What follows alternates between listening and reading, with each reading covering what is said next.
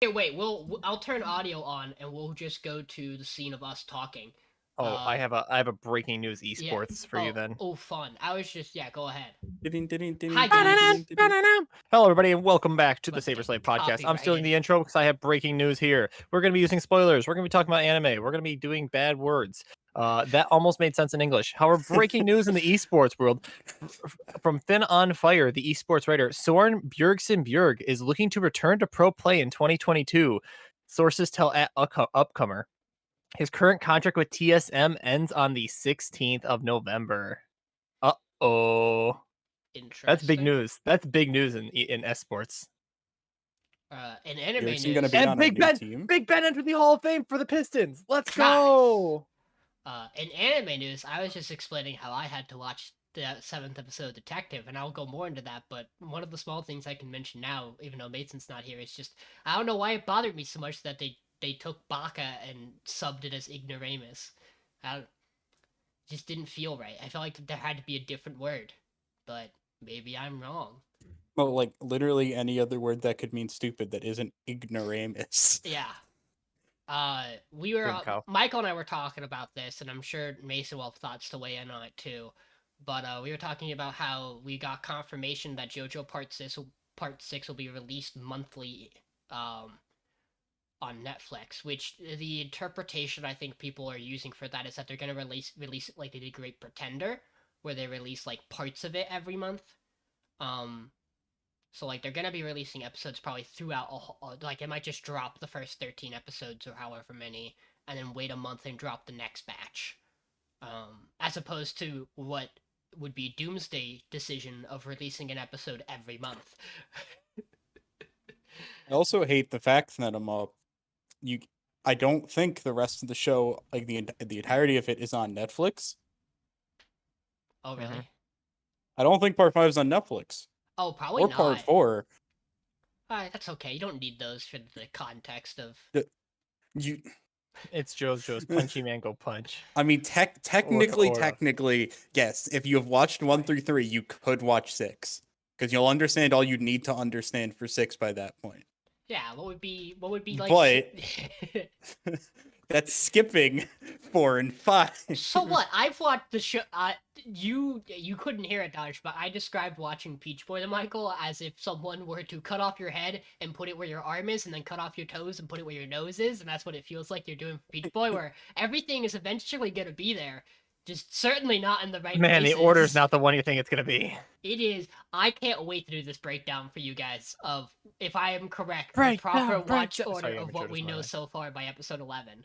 And I haven't even watched episodes 8 to 11, but I can still tell just by synopsis and titles It about ain't looking where good. things are gonna fall. Sounds about right from what I've And how from the bit episode I watched of 7 that show. and how episode 7 fucks that up so much.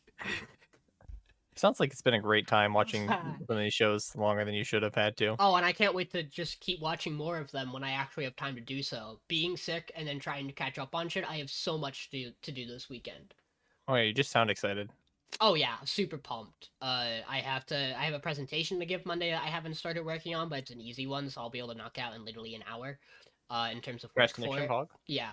I have to have my research topic designated for my research course for this semester. So I have to look for the notes from that class since I wasn't in class to see like how I need to do it, to figure out how I need to do it, and then make sure that the way I'm wording my research topic is actually gonna fit and like work. That also shouldn't be too bad. It's like 70 or some pages worth of reading I have to do for English to answer the questions I have to have due for Tuesday. When I ordered my textbooks, and instead of receiving my copy of Anthology C, D, and E, I received Anthologies D, D, and E. Okay, so hear me out. As a connoisseur of school books and definitely buys all of his school books every Mhm, semester for sure, mhm. for sure. Would you like a link to online ebooks that you might be able to If purchase? I Wink. can, if it is not going to obliterate me as an individual when I do purchase those things, I would love those, and hopefully the book I need is on there. That would be wonderful. Yeah, that'd be crazy. Like if you could send me the ISDB, I'll see what I can do for you. ISBN. That's the one. But Let me. I also started school this week. It's a lot of work. Luckily, we didn't have lab this week, so I only had like 1 round of classes and clinical on Wednesday. Whereas this week I have 2 rounds of classes and lab and clinical, I and I'm gonna literally die. would have been okay if not for me getting sick and having to miss like 3 days of class. I'll do it. I'm gonna have to miss a day of class because I have a doctor's appointment, but we'll get there when we get there. This in particular is the one I need. Let's see if I can give it an ISBN. Come on, where is it? There it is. It's an ebook library, so What it's is not it- illegal. What does it matter if it's the ISBN 13 or 10?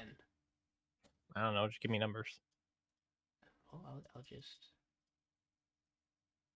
just send you both of these, and if you find either Reference. one- That's definitely not the site that I use for sure. No. No.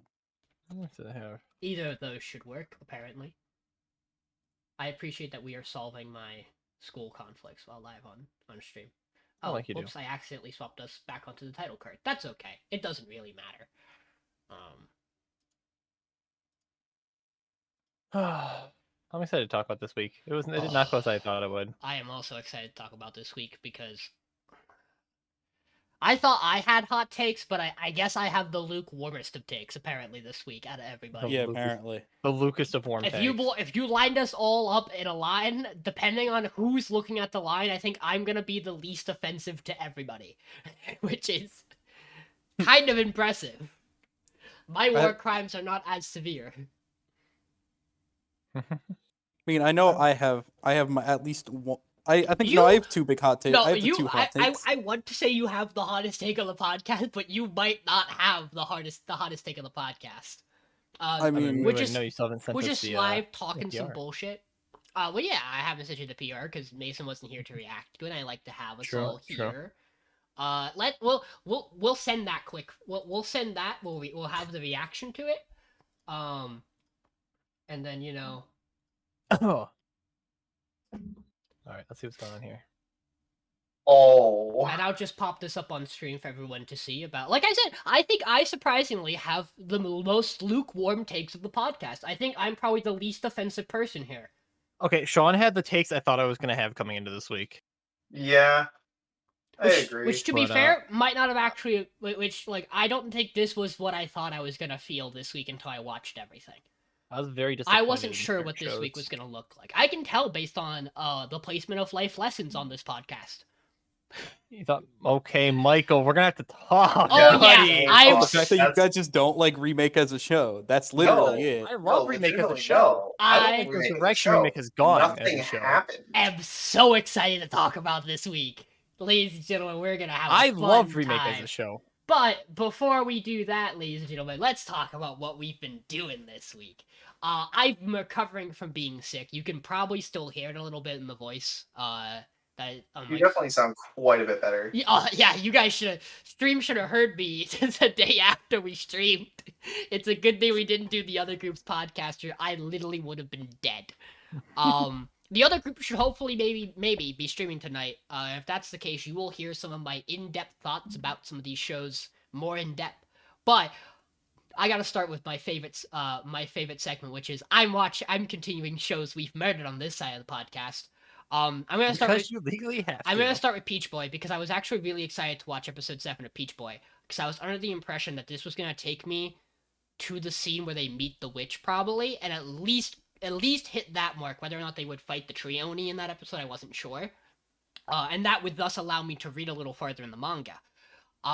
Instead, That's always what I'm looking forward to. Instead, episode 7 is entirely about is everything with Hawthorne that I told you were missing, that I told you makes him a really compelling character. So it's immediately right after the town gets exploded.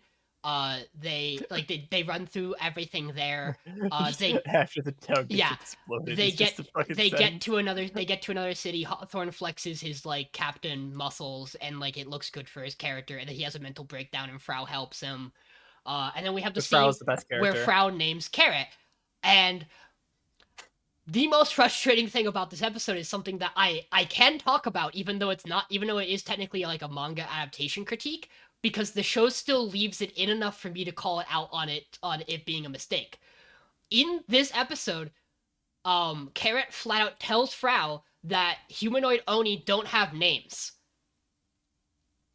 which is really funny because in the end part of this episode, some fucking I can never think of his name, but the priest Oni, the humanoid priest Oni, talks to her, and his is so I think his is Somenki, but one of them is Somenki, and I don't think it's him, but my brain keeps thinking it might No, be. Somenki's the blue mask. He's the blue man, yeah.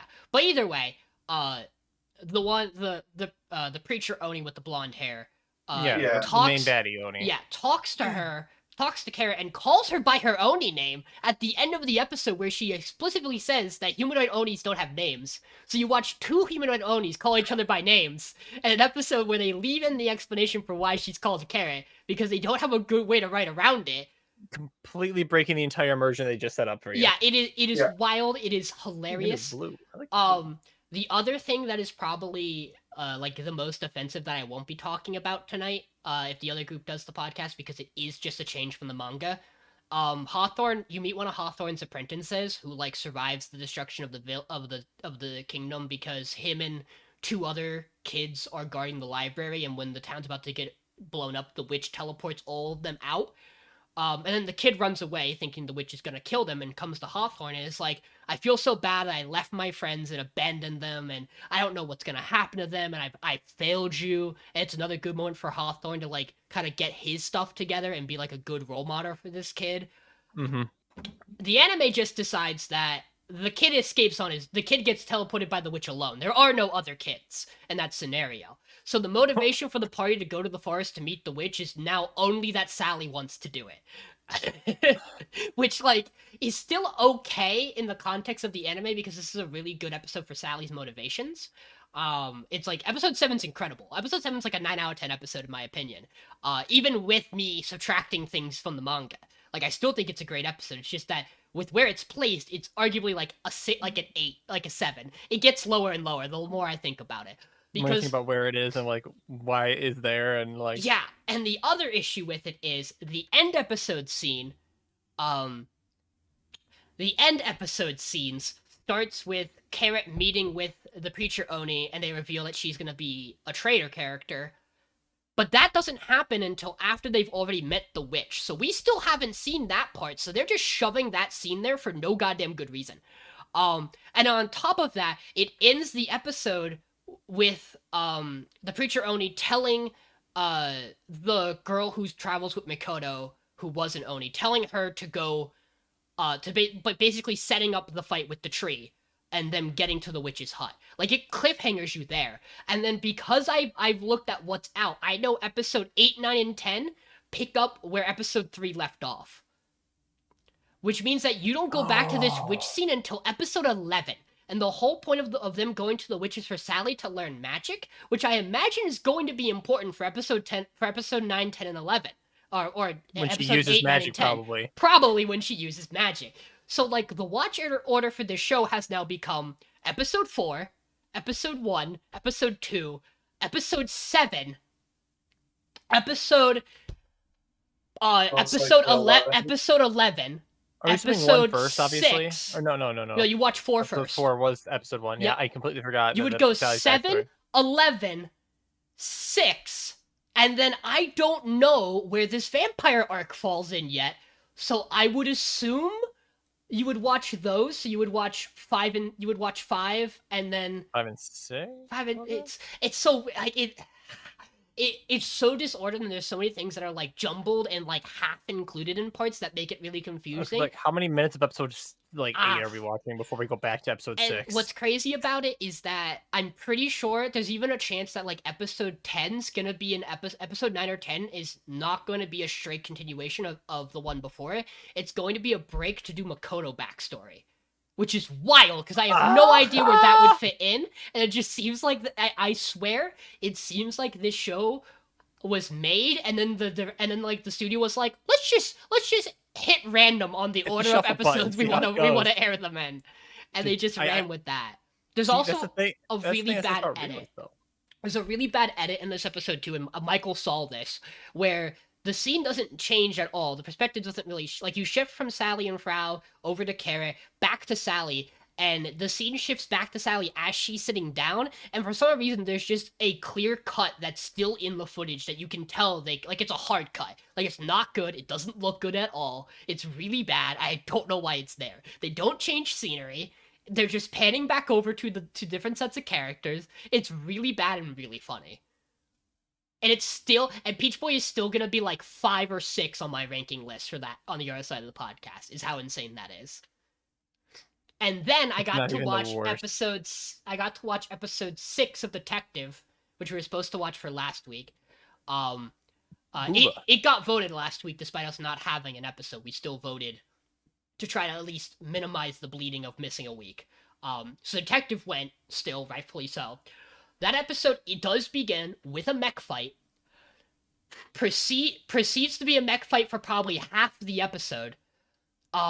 Has really good dialogue between the sidekick and Siesta for almost the entire episode. It like kind of recovers from the lack of good dialogue from episode 5 that we kicked it off for.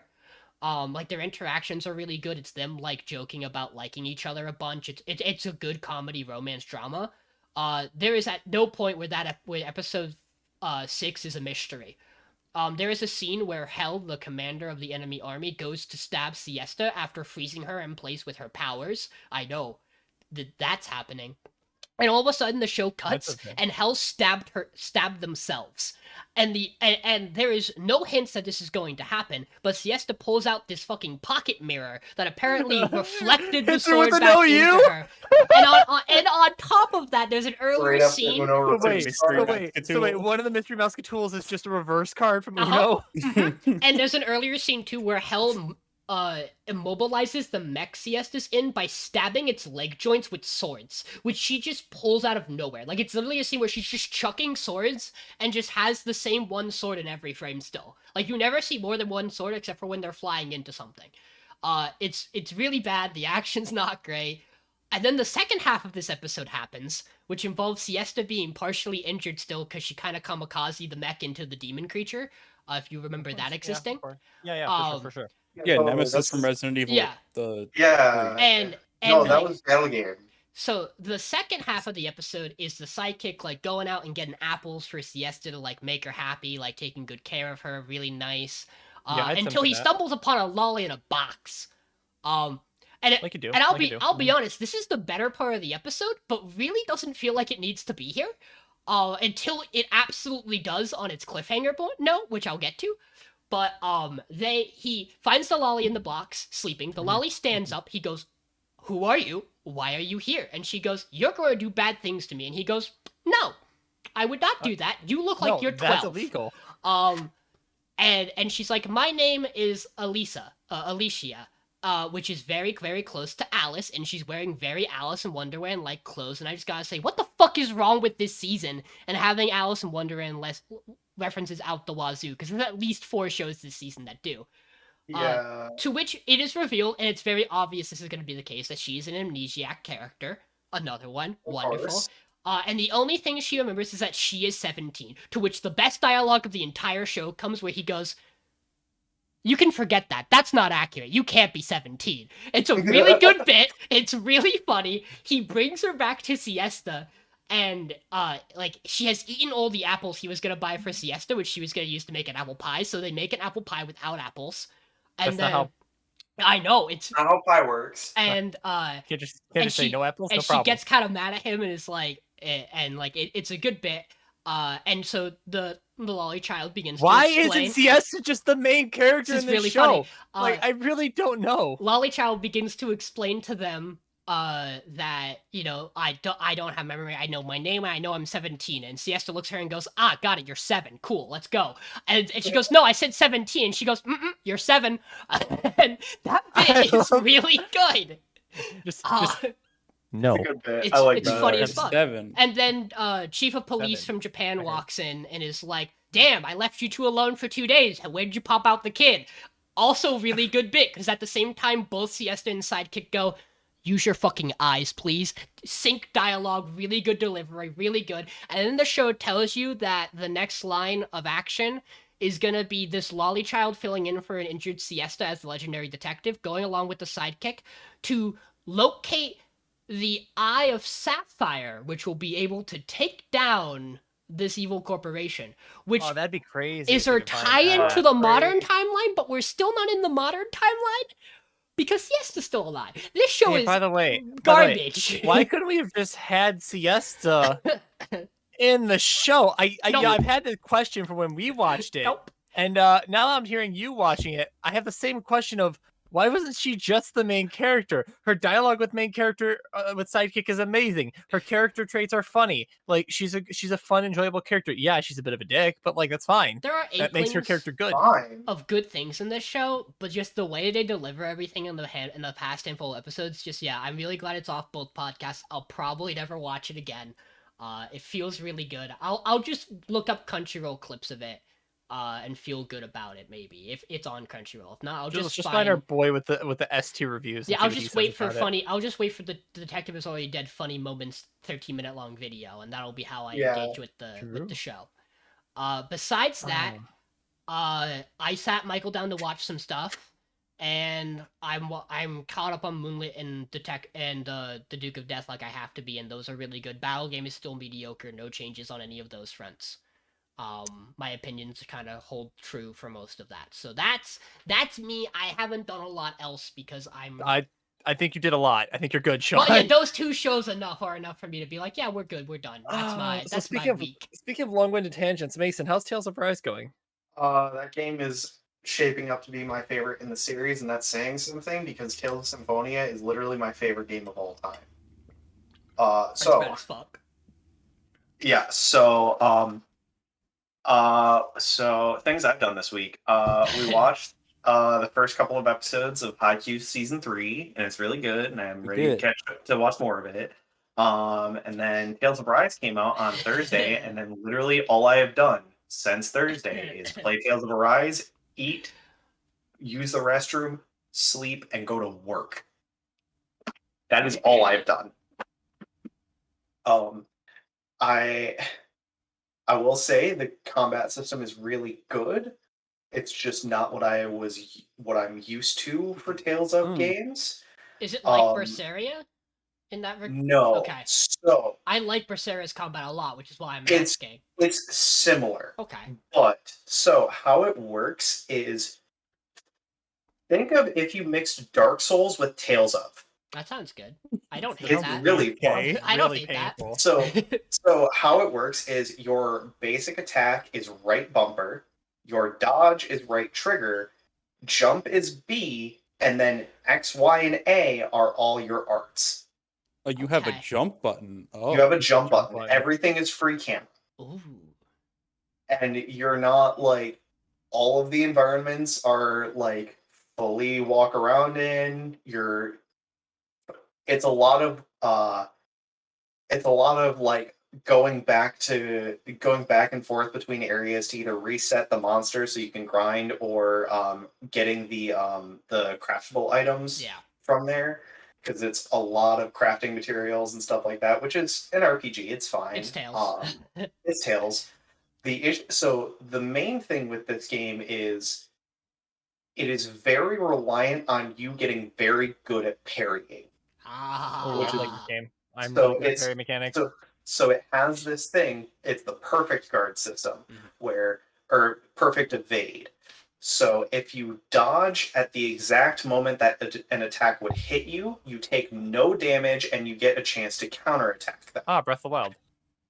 The issue is that sometimes these attacks are very not telegraphed well, which is fine because it makes sense in like how these enemies would fight. It just makes it really hard. So if you don't dodge at the right time, you're still taking damage, and things hit like a truck. Yeah, Tales games are notoriously not very forgiving once you start taking damage. Yeah. So let me put it this way. First night, I decided, okay, I'm going to get to the first boss, beat it, and then I'm going to save and go to bed. I was on the first boss for 2 hours because he two-shots you, and I'm playing on, I think, I might be playing on hard, but I think I'm actually on moderate, which is like the normal difficulty. and he will still two-shot you. Mind you, there is also stage hazards while this is happening, and it's a two-part fight, which I didn't know about. So fun. I used all of my healing items in part 1 of the fight, and then a cutscene happened, and then it's like, hey, you gotta fight this dude again. Have fun. So yeah, but once I got through that, it's a really fun game. The characters are really well done, and I like the plot so far because it's doing a bit different of the Tales thing. Like it's deviating from the Tales thing a bit, where it's like, hey, start out the game, things are good, and then some bad things happen, but it's still going to be okay. No, it starts the game off and it's like things are shit. So very We're much not- just like Velvet. Yeah, Michael and I. No, Even what? Oh boy. no, it's worse. It's legitimately worse than that. Velvet has that bit at the beginning where it's kind of nice for the first like hour of the game, Yeah, no. and then it goes to shit. And even when it's like to shit, goes like, really there's to some, shit. There's some good lighting for her. It for a goes really, while. really to shit for Velvet. Yeah, mean, no. yeah.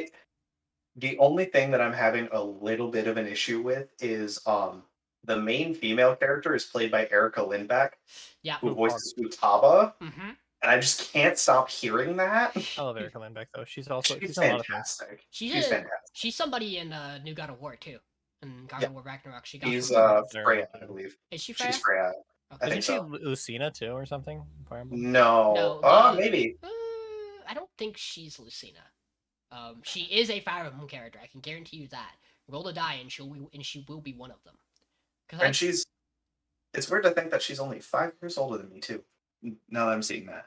God, she's only 4 years older than me too. Yeah.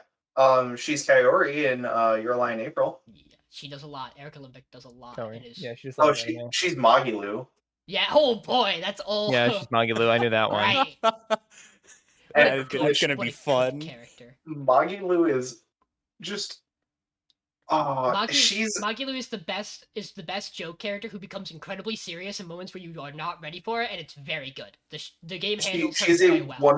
she's Magilu's a great wonderfully character. written. I really Yeah. didn't like her, and then I really liked her. Yeah. Yeah. So she's like if I doubt many people have played Tales of Grace's app. Tales of Grace's app is arguably the worst Tales game.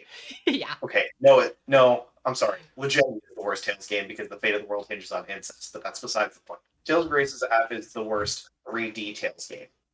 Or, like, current modern Tales game, I should say. That's a fair take, I think. Oh no, she's And, Silica from Fire Emblem Heroes. Yeah, that's what it is. Who's She's she- And, Talia. She's Talia in League of Legends. Who are though, you gonna which is my compare favorite character, Moguli so that's to Fog. from Grace's app? I'm so curious. Pascal. Yeah, I don't He's- hate Pascal, Okay, but I I understand. love Pascal. I love Pascal because she's the only character I don't actively want to murder. That's fair. Because every other character in that game except for Hubert and Pascal are awful characters. But Pascal is the joke character of that game, and it's like, and Magilu is essentially if Pascal got serious moments. Hubert's the straight man of that game. And by that Yes. I mean no, he's probably gay, but he is the straight man in terms of archetypal he has to play. Yes, Hubert's the best character. in that I game, would though. argue Hubert's a better Micleo. 'Cause Yes, every he time I act- see Micleo and Zestiria, I can only think of God. Not only do you remind me of Hubert, but I just wish you were Hubert. Exactly, because again, Hubert is the best part of that game because he's the only person in that game that has a fucking brain. Mhm. Because That everyone whole else in cast that game is dumb as bricks. oh Talking about god, Wisteria? fucking Aspel. But okay, is no, Zesteria's the cast word. is also dumb as bricks, but that's a whole nother story. Okay, I those never are played okay. Tales game, so I wasn't paying attention. Grace's Zestiria- F. You started talking about Tales, and I went. Sorry, Grace's F. yeah, The cast Breathing is is full of bricks. fun. Yeah.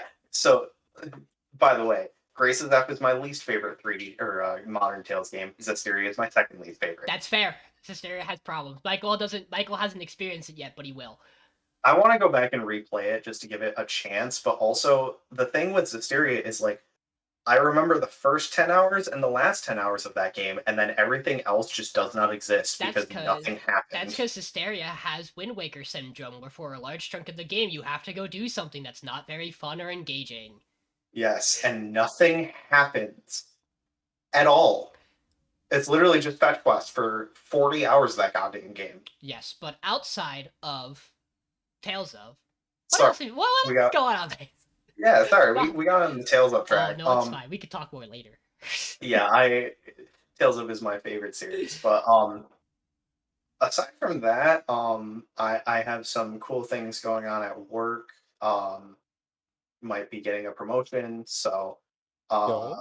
yeah, like a very very good one. Nice. Um, I yeah, might I'll be. talk more about that. Oh, go ahead. I was gonna say I might be working on another audiobook this year, which I'm very excited Yo. for. 'Cause Let me know. we're bringing it back onto campus. We do audiobooks with authors, so I have my name on the production credits for 2 audiobooks already from That's cool. the end of freshman year and the beginning of sophomore year. The third one we were doing got cut short because COVID, and we haven't done it since because authors don't really want to come to a campus and sit down and do an audiobook when there's a pandemic going on, which is Let me know. reasonable. Let me know I if saw you the need Wind help Waker. editing that. I saw the Yeah. the Zelda, like they're doing the Zelda like voice over like story or whatever. I saw something on Twitter, I have not. and Seen they're doing voice casting for that, and it was interesting. I'll Ooh. look up and see what it was, but it was cool. I guess the thing I will say before I pass it to Dodge and Michael is that I also did watch the Sony showcase, and I'm very excited for games that I don't have money to buy in the next 5 years. I I need saw to a bit watch of it. it, and then A lot of that stuff in the Didn't. showcase there's that Project Eve thing that looks really really Oh. neat. It's the action game that's like by that I think it's Korean. It looks really really neat, but All I know from that showcase is that the KOTOR remake got announced, and I'm Mhm. very hyped for that. yeah, with the big stuff That I don't own a was PS5. yeah, I know. The big stuff was KOTOR. That Project Eve game got like some head nods. People fell asleep for Guardians again, even though it wasn't as long, and I think that game actually looks really good. We're getting Spider-Man 2 in 2023. We're getting Wolverine by Insomniac as well sometime whenever they manage to make that alongside Spider-Man 2. We saw a bit of God of War Ragnarok. They've confirmed it's the end of the series in terms of the Norse stuff. Yeah. And then I feel like there was something else that I'm forgetting that was kind of big, but yeah, I'm excited for a lot of that stuff, even though I won't have money to buy them. Hi, just show me more Triangle Strategy, please. Thank you. Yeah, that would be Nintendo. I know. Yeah, it's not Sony. Well, I know. Unfortunately. Doesn't mean I don't want to see it. I'm not ready to have to buy Metroid Dread in a month. Because I'm not looking forward to having to buy yet another Pokemon remake in 2 months, but actually I am looking forward to it because Pokemon's great and I can't wait for Pokemon. Please give me more Pokemon. Thank you. What have you been up to, Dash? I had school this week. Nice. I have class Mondays, Tuesdays, and Wednesdays. Obviously not Monday this week because of Labor Day. Thank you, labor workers. I have class basically like 9 to 2 on Monday, Tuesday, and then a 6 to 9 lab on Tuesday that we didn't have this week, so that was nice. And my clinicals are 7 to like 4 on Wednesdays, downtown and children's. That'll be fun. So yeah, that's a lot of work. And then I worked on Friday, and I've just been playing a lot of the show. Had my league stuff like usual. Our league team lost in playoffs in round of 16. Feels bad. So now we're just in our for fun league.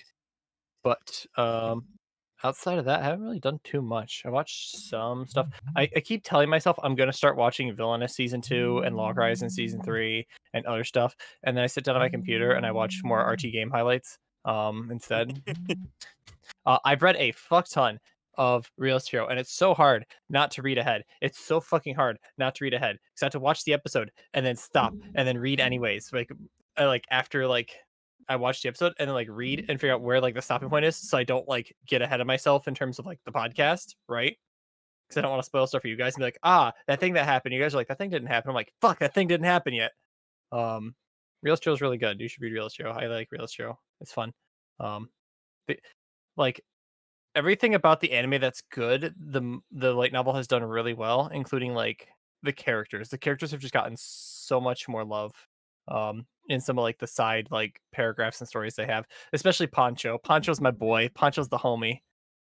The god of food is Inuzaki, I think, or whatever he calls him. I love Poncho. He's my favorite. But Serena's probably one of my favorite like not main characters now in that show because she's just a good maid. That's all I have Good to say maid. about her. She does a good job being maid and other things. Yeah, that's all I've been up to. Just Great. usual stuff. A lot of reading. Welcome back, Sean. You're welcome. Sorry, I had a phone call to take. But, I have an idea of what you talked about, so no worries. Realist Hero, good. Read Realist That's Hero. what I Thank you, figured bye. when you said maid. I had a feeling. You should watch Duke of Death. It also has a really good maid. There's so much I want to say, but I can't say it. It hurts so much. Hey Michael, what have you been doing besides fucking Destiny 2? I guess you could start with Destiny 2 and talk about Destiny. More like Yeah, I mean, Destiny. Who am I right, fellas? Am I right, fellas? Playing some Destiny 2. That's been whatever. This man paused in the middle of a Danganronpa. We got to the intermission of Trial 3 Danganronpa V3, and he fucking went, "I have to stop to go do a Destiny raid." And I'm like, "What the fuck is this?" He just Yeah, left what is me. we had been planning to do that raid at 10 o'clock. Yeah, we planned to be doing that for like 3 days. What is this Wade of which you speak? Destiny raid. did that Destiny go? Wade. Woo woo. But yeah, that raid went fine. Yeah. That raid went. I think it's right there. No, I had to think of because we tried doing the raid again today. And it didn't go fine. And we did a looking for group for it, and LFGs for MMOs are terrible. But yeah, it was a time. Those are terrorist factories. Michael and I also watched all of Spirit Chronicles. Yeah, Well, yeah. except the newest episode. Yeah, we were just sitting down. I think this was Monday. And Sean just put Spirit Chronicles episode 1 on the TV and said, "Michael, you have to watch this." So I just sat there and watched it. And I didn't And tell then he him ca- he could and that- leave, and he never got up to leave, so I kept playing Yeah, see, I episodes. didn't care enough to leave. I didn't have anything else to do, so we watched the next 7 to 8 episodes of it. Like you do.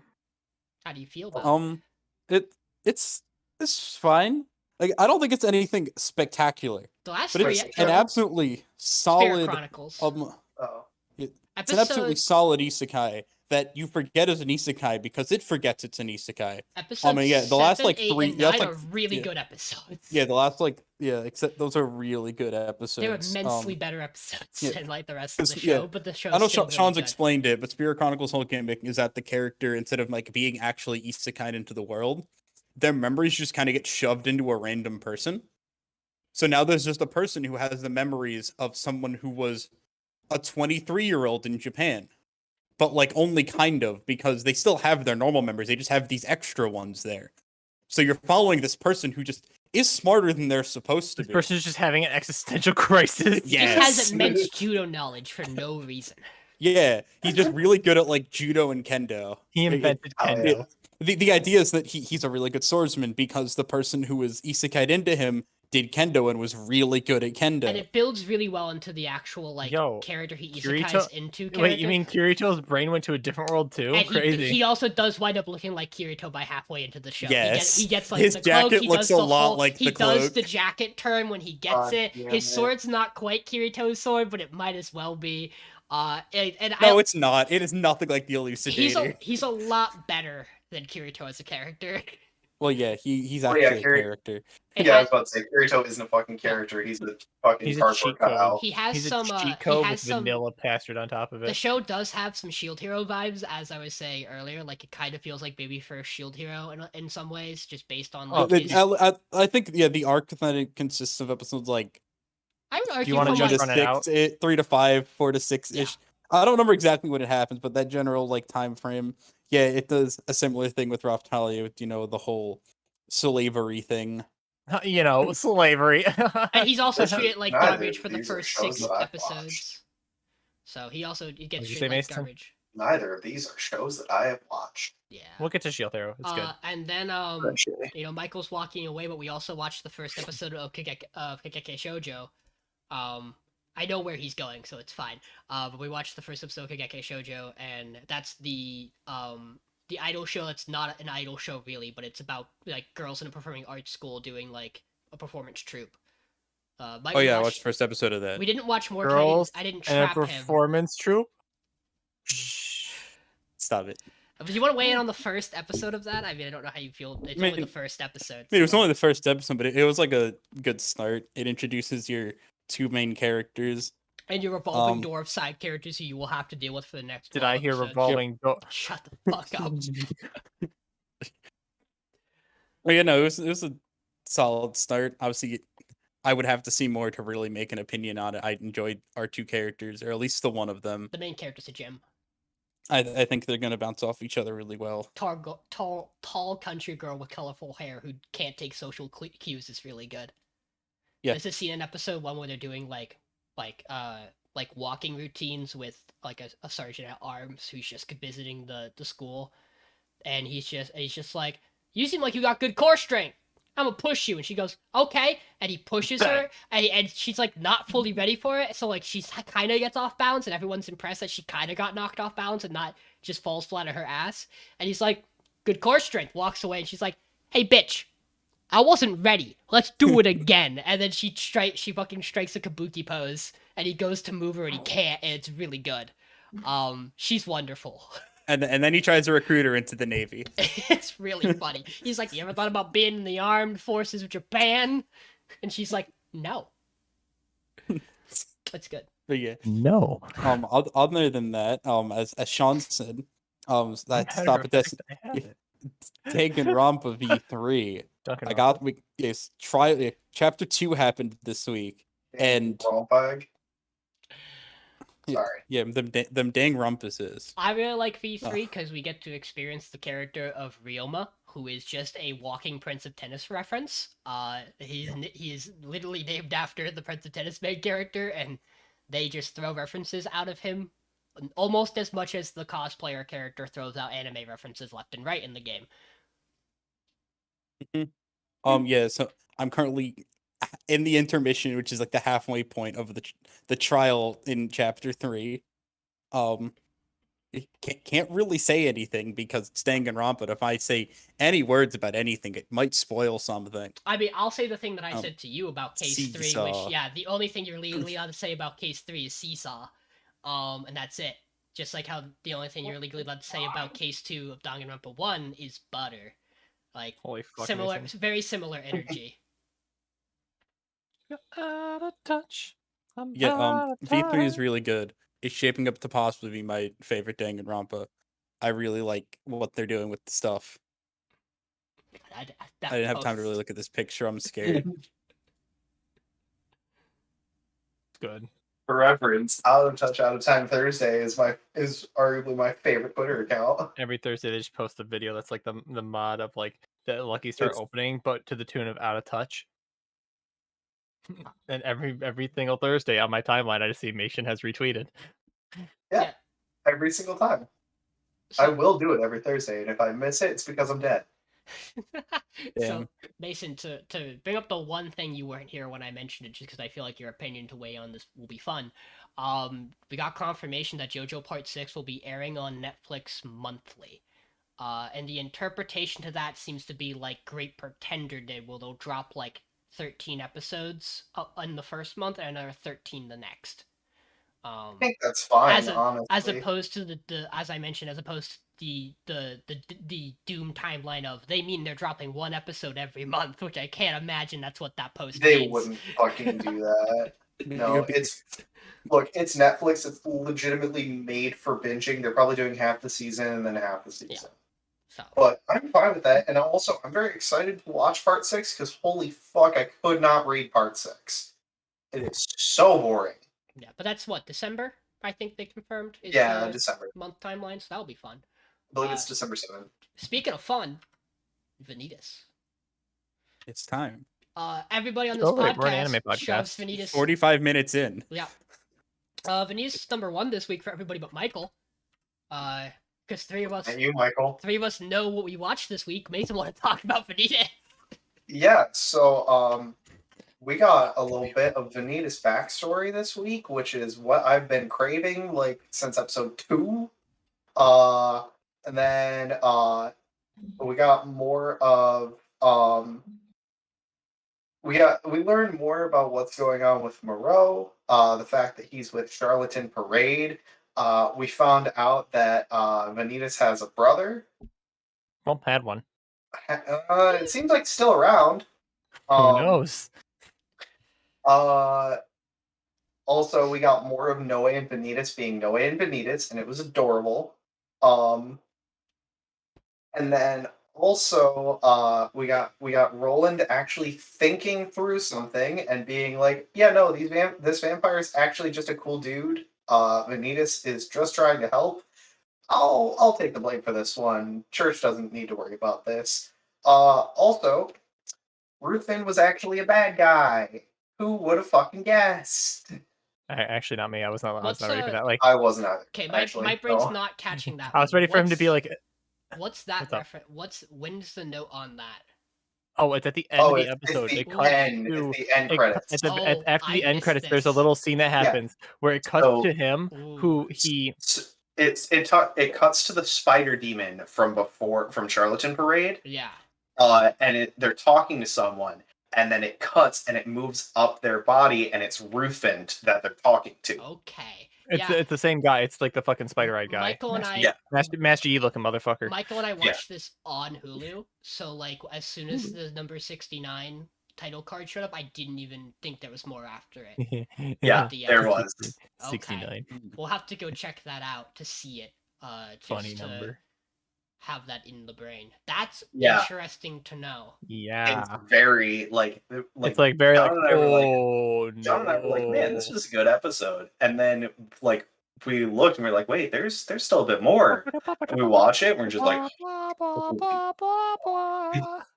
yeah. So that's the reason why Vanitas is top of my list this week. See, if I had seen that, that may have changed something. It Yeah. doesn't change to me. Yeah. I still think this episode is incredible and deserves to be number 1 this week without Oh, I even agree. that post-credit scene, in my opinion. Also, we got another Chasseur named Olivier or Oliver. I think it's Olivier. I think it's Olivia. Because It's Oliver. because French. In English, but Oliver. he reminds me of Honda from The Gray Man. Yeah, he also very much gives me Felix from Three Houses vibes, but that's just Oh my those are God, very yes. similar characters. Condon Well, and I Felix just- are very similar. But I like I love him already because his character introduction was just sucker punching Roland. Also, the faces he makes while Roland is gushing over Noy and Vanitas are really good. He's It's just like, so good. Like, what the fuck is what? They're vampire. Are you good, man? Like, what happened? Roland's just like, I can finally change my my preconceived notions and have some fun and like start to meet new vampires and like have a good time. Oh my and he's God, just maybe they're out not there, all like, evil. And Olivia's just looking at Also- him like, you are fucking insane. Why am I your You're partner? You're so, So- fucking dead, dude. The church is gonna fucking kill your ass. The thing that got me this episode that I was like really just like, man, this was a good episode was after Vanitas and Noe get out of the catacombs and they're just sitting next to the river and they just have that moment where Vanitas just lays on Noe's back. And I was just like, yes. That whole Give me scene. give me good wholesome content between my two hot not vampire boys. Not vampire. That scene vampire. is so good that I didn't know whether I wanted to grab just the shot of them talking about being exhausted, which is what I went with, or the shot where Nori's thinking and he's like, maybe the person who really wants to be saved is Vanitas. But that shot's too like long to get everything that I think is really nice about it. The end of this episode is fucking beautiful looking, by the way. Like, It is. the Absolutely. screenshot doesn't do it justice. Like, it is wonderful. Water looks really good in this show too. I think the scene Water's for starting me, to make look good too. I think the scene for me this week that was really as soon as it happened, I was like, yeah, I'm sold. This is probably gonna be the best show this week. Was it's early in the episode too, which like Is it had me. inside the maw? No, it's even before that. It's when they're at the table and they're just going along, and you can tell everyone's done with Doctor Everyone wants to Moreau's fucking shit, murder him. and Vanitas just has like he's just gritting his teeth the whole way through it, and then You see like the fucking vein pop out. and then just Noi just grabs his hand, and there's that moment of, oh fuck, and he just slams him into the table, and Roland's like, if you wouldn't have Yeah. done it, I would have, which is by far my Yeah. favorite line He's of like, any thank show God you did ever. that. I was getting that Anytime close. someone does that, it's my favorite fucking bit where Which- everyone's just like, yeah, we're good. I liked that too because it was entirely like that was a character development moment for Roland too, where it's like, yeah, Roland is a chasseur, but he still knows when someone is an irredeemable monster. It's really great because you get the shots of the table the whole way through it, and like when he's like, I have the vampire's eyes and all the other goody parts, like the rest of the chasseurs even are like disgusted, like horrified. They want Yeah. nothing to do with it. And like Roland and Noi are like trying to hold straight faces. Well, yeah, because the chasseurs have, as far as we know, have always been in the business of getting rid of bad vampires and killing them. They've never been in the business of torturing them. They never encounter good vampires. That's the big thing we're noticing. Is like they've never come across quote unquote good vampires, right? They've only dealt with bad ones because those are the ones that are really obvious to deal with because they're making fucking problems happen. Sure, They don't deal with good vampires because good vampires aren't making a scene. that does seem to be Yeah. the implication, but I do get the feeling that some of these Chaucers, the ones we haven't met, have definitely killed some innocent vampires. Oh, no, just for sure. because, Oh, you know, absolutely. Whoopsies. My blade just found your gut. What a shame. Michael and I were Oopsie. talking Oh, about step how bro. My blade is inside you. Michael and I were talking about how when the Moss scene happens, we both Michael looked at me and went, "Damn, it's been a while since we've seen the animation for the Book of Vanitas."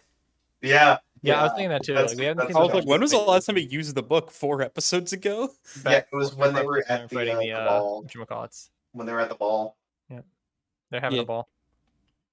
Yeah, it was a good episode. I enjoyed it. I enjoyed a lot of what this episode did. Yeah. Good times. Good shit. Anytime you have a creature that swallows things, you know the party's gonna go. But what if we go inside it? What if? But like, what if we got swallowed? Yeah, Winky face. they straight up just fight But what the if Awoken or Thor- whatever it is from Skyward Sword. Or Stop. the Shit, whatever you're the right. term is for it. I know what you're talking about. The It's like the locked away one, but that's not- that's not the word for Yeah, it. I'm not big into Vor, but like, it was a pretty good Um, episode. in the scene after it, when Noise just like, you know what, Vanitas, you were right. That was really dumb of me. Why did I let you do that? Wait, why the fuck did I do that? That was so stupid. Like, why did we do that? Was crazy. And then they just laugh it off. I'm the interested if the, imprisoned. yeah, that's it. I'm interested if the two characters they say are going to be relevant because like they have design. It feels like the two they say, especially the one person who wasn't the one who had the Malnomen, who just happens to also be there. Feels Yeah. like they might be an important character, but what do I know? They could not. Vanitas always pulls one over on you, dude. Yeah. I'm excited for next week, especially because based on early synopsis and preview image, I have an idea of what's going to happen next week. I'm very excited for it. I have been doing my best to not spoil myself on this show because I just want to get Yeah, like blind. Show's good. I really like this It's show. very good. That's my comment. The show's really good. It's really entertaining. The characters are great. I'm so happy because I went in like when I picked the show, I was like, oh, hey, Yeah, Spoon. Spoon. I went into the show going, okay, so it's either going to go one of two ways. It's either going to be just generic shonen, or it's going to be generic yaoi shonen. And either way, I'm probably not going to like it, but like good action will get me. And then the Yaoi, show went, cool. haha, no. Haha, no, no, full eh? yaoi, but also very good. But yeah, I'm excited. I'm very happy that this show turned out to be as good as it is. Then the show went, have you seen John? Have you seen Vanitas? Where's John? The funniest thing is, I'm pretty sure before the season started, a lot of people were like, "No, this show's gonna just be whatever. I don't really want to pick this show." And I was like, "This is one of the shows that's in my top like 4 to pick." Oh, that I- looked cool. I wanted to pick it, but also, you know, we haven't had the best track record with Vampire on this podcast, so like, When was the last time there was a vampire on this podcast? Noblesse Joran. Oh yeah, Joran was a vampire show. What? Joran technically They have Fire vampires show. in them, but also Noblesse Oh. enough for me to not want to pick another vampire show and take a risk on it. see, But I'm glad y'all one of didn't- us did. y'all didn't pick Mars Red. That's the thing. I- I'm glad need to get someone back picked to it in your watch other that. podcast too, and it's still definitely on the other podcast too, right, guys? Because it's on the other Don't- podcast too, right? Don't get Huh? me started about how I look at my power ranking every week and go, oh my god, none of these things deserve to be this high because Vanitas should be in this slot. You're sitting and looking at Power Rankings like, oh my god, none of these things are Vanitas. It Again. frustrates me to no end. Yeah. Especially when I watch this episode, I go, man, they would fucking love this show. Like some of them, I just know. But hey, Mason, back to back. Hey, back to back. So Realist Hero also very good this week. Kind We're of doing funny that some- alphabetically we go from C to R, or no, C to H. Yeah. Yeah. So we got War. We got good girls getting they boys. Okay. We got Soma continuing to just one up everyone in this show. It's great. We got Amadonia trying to get in and just not, because their ruler is like, he's a war waging prick, but also he does not know how like wars No. actually work. And his No, right, so- and no, his right he's hand, actually really Actually, I think it's a genius play from Duchess Walter. Oh, it is. Slash Yeah. Soma, It is. because it's just like you just go grovel and buy us some time, because it's like no one wants to fight into a defensive battle. Like, they rather just you give up and then they save all Yeah. the soldiers because they're gonna have to eventually defend this place from the kingdom. Because Altamura, the town that is being attacked by Amadonia, is going with the Tokyo World War II route of if they put in ground troops, everyone is dying. No man is going to be left alive. Let's just say like like it's like that story of like the people who fought like 10,000 men with 100 soldiers, not 300, but like there's a Japanese like tale about it. And I know this because I heard about it before, and also hi, I'm reading the light novel, so they mention these things. Where basically it's just like, yeah, they do that because they don't care about their own fucking life, and people who don't care about their own life are the scariest people to fight, no matter what kind of morale you're in. Yes, because they will do anything and everything to win because they don't care about losing. No, they don't even care about winning. They just want to take as many of you fuckers with them, and Yes. no one wants to deal with that in war. So, in this case, no one wants to deal with them in war, Yeah. and so it buys them a day and a half, which is hopefully enough. We also got to see so the Forbidden Army just casually built a fort overnight in front of Carmine City, which is the funniest thing I think of all this week. But also we got to see like Kaede and Hal actually fight a bit, and Hal is broken. Hal's kind of smurfing. He do be Um, kind of smurfy. I mean, he is from one of the biggest military houses in the entire country. Yeah. And then also we got Soma just being an absolute gigabrain Chad this episode, where he turned the one battleship that his country had into a tank and then used it as a diversion, which is just wonderful. Which is very Honestly, Soma. It's very Soma. It was good. It was very good. Because it makes sense too, because it's just like, oh yeah, get all the actual like issues out of the way and keep them busy. Meanwhile, I'll just sneak into the city and just take Castor. Why not? It's great. I also feel like Yeah. Castor's entire side of the army in that moment being like even before, like as they're going to attack the battleship, That's as they're the moment planning they to knew. attack That's what They all fucked of them, up. but like all of them, like even before like they start the attack, are like, man, we probably should have just sided with him. Damn, like even I like Castor's that. like, Yeah, I should have probably I sided love- with Soma, but I'm holding to Yes, my. I to love my- the characterization of the characters in the show. Like, I think they do the characters, like, again, having read it, like, they do it so well for the limited amount of time they have for the characters here. Where, like, all the characters are here, like, this is the wrong choice, but I made it anyways, so you know what? I'll be damned if I don't go down with the Is ship, it his right? daughter? Yeah, it's Carla his is his daughter. so Carla, yes, I so- appreciate so Carla. Carla being, is his daughter with one of the daughters of Duchess Walter. Yeah. I appreciate that Carla's mentality as she attacks the ship is, I don't want to hurt Lycia, so don't attack the bridge. And also, damn, I know she'd be mad at me because I know now I had the wrong read of it, and that Should she I actually have tried to does convince like my him. father? And like, damn, I should have approached this differently, but now I'm here. I'm not gonna abandon my man or my dad. So like, Yep. it's nice. I appreciate that Yeah. moment. You almost don't want them to Like- lose the war, even though you know they're going to lose the war, right? They're not gonna Even, die like- though. They're fine. Probably. No, and Ah, also like yeah, totally. Castor too. Even like he gets that moment where he's just like, man, I'm realizing now I picked the wrong side because Soma is like he's a good tactician. He's doing the right thing here, He's good for the people. and he's doing well for the people. But god damn it, I made this choice, and I'm prideful. I'll stick to it. And if he wins, he wins. All right, I'll follow him till the day I die. Like, I like that, like his entire reasoning too of like why why haven't the Wyverns come to Carmine's kingdom yet? Well, the answer is obvious. He doesn't want to defend those fucking nobles. Fuck those guys. Like, Yeah. he'll help Carmine in his own way of like basically being a pacifist in this war until needed. However, like there He ain't is no way not he's help- harming A, his people, or B, like helping those nobles. Because those nobles are the whole reason for this war to a degree. Well, and that was also a thing too. Was the first thing that or one of the first things that we see when we cut to Castor is them saying, yeah, the evacuation went through as planned. Yep. Because he doesn't want to harm his people because they were never a part of this. This is his choice and his alone. In addition to the talk of like you have all these requests for people that wanted to stay, did you want to turn them down? He's like, of course I want to turn them down. He's like, I already did that. I knew that you'd say that, but have to ask anyways because a lot of people are really loyal to Castor. But he said 100 men, so he's sticking to 100 men. Yeah. And that is all he's doing. He's not getting anyone else involved because he knows this might be a losing battle, which is the craziest thing.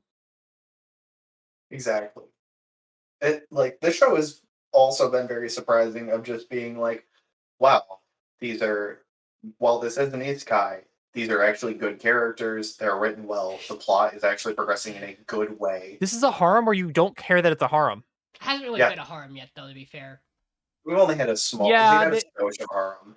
They haven't gotten. You know who's going to be in the harem, Yeah. right? Like we have like what 4 options We keep- probably. we keep Me adding and up. Mason talk about this. Like, so who do we got in the harem so far? Obviously, We got Lithia, Lithia, Juna, and Aisha, yeah. right? and then we I- have the yeah. we have the rotating satellites of probably Carla, maybe even fucking if we're going across family lines, even fucking Excel. Aurora. We might get Excel? Excel. No, you won't get Excel.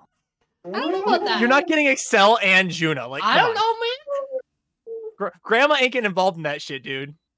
No shot. No shot. You preach that Nathan Uh, and I are both like, this is a medieval kingdom. Yeah, I know And it is. she's 200 years old and she looks 29. That's Right, all. she was like, "Yeah, it might be hard to conceive, but you best believe I'm gonna fucking try." A part of me at first encounter thought I'll take this maybe one. Kaide. No. But I now would think now Kaide, I but, like, the know. problem is, like, now I how? know no. Now I know it's off. Yeah. He has too much respect, and she is too head over heels for that man to leave Yeah. him for Soma. Exactly. Maybe the I maid. love and Cal even- Kaide. Bring in the maid. I don't know. Maybe. Well, even No, though Serena just likes torture. What was it? Bullying them. Perfect Uh, reason for her to add into the harem. More no. opportunity to do so. No, I know who she's ending up with, but I'm not gonna spoil that. We have the one female knight from the evil kingdom that we saw in the first episode. Oh, She's definitely on the list. Lady princess, Maria's the- knight, Jean. Sure. I know the Uh, names, well, but that's other there's- reasons. Also the princess of Amadonia. Yep. See, here's my hot take. It's not gonna be the knight. It's gonna be the princess or the princess of the empire. We'll see. That's my take. It's Could gonna be be the both. emperor. I think Empress. legitimately that's legitimately how this war is going to end with Amadonia. Is Probably. she's going to be like, no, I'm actually into this dude, and that's how Who? they're going to end Aurora? a political marriage. With who? Yeah. With the Aurora. princess of Amadonia.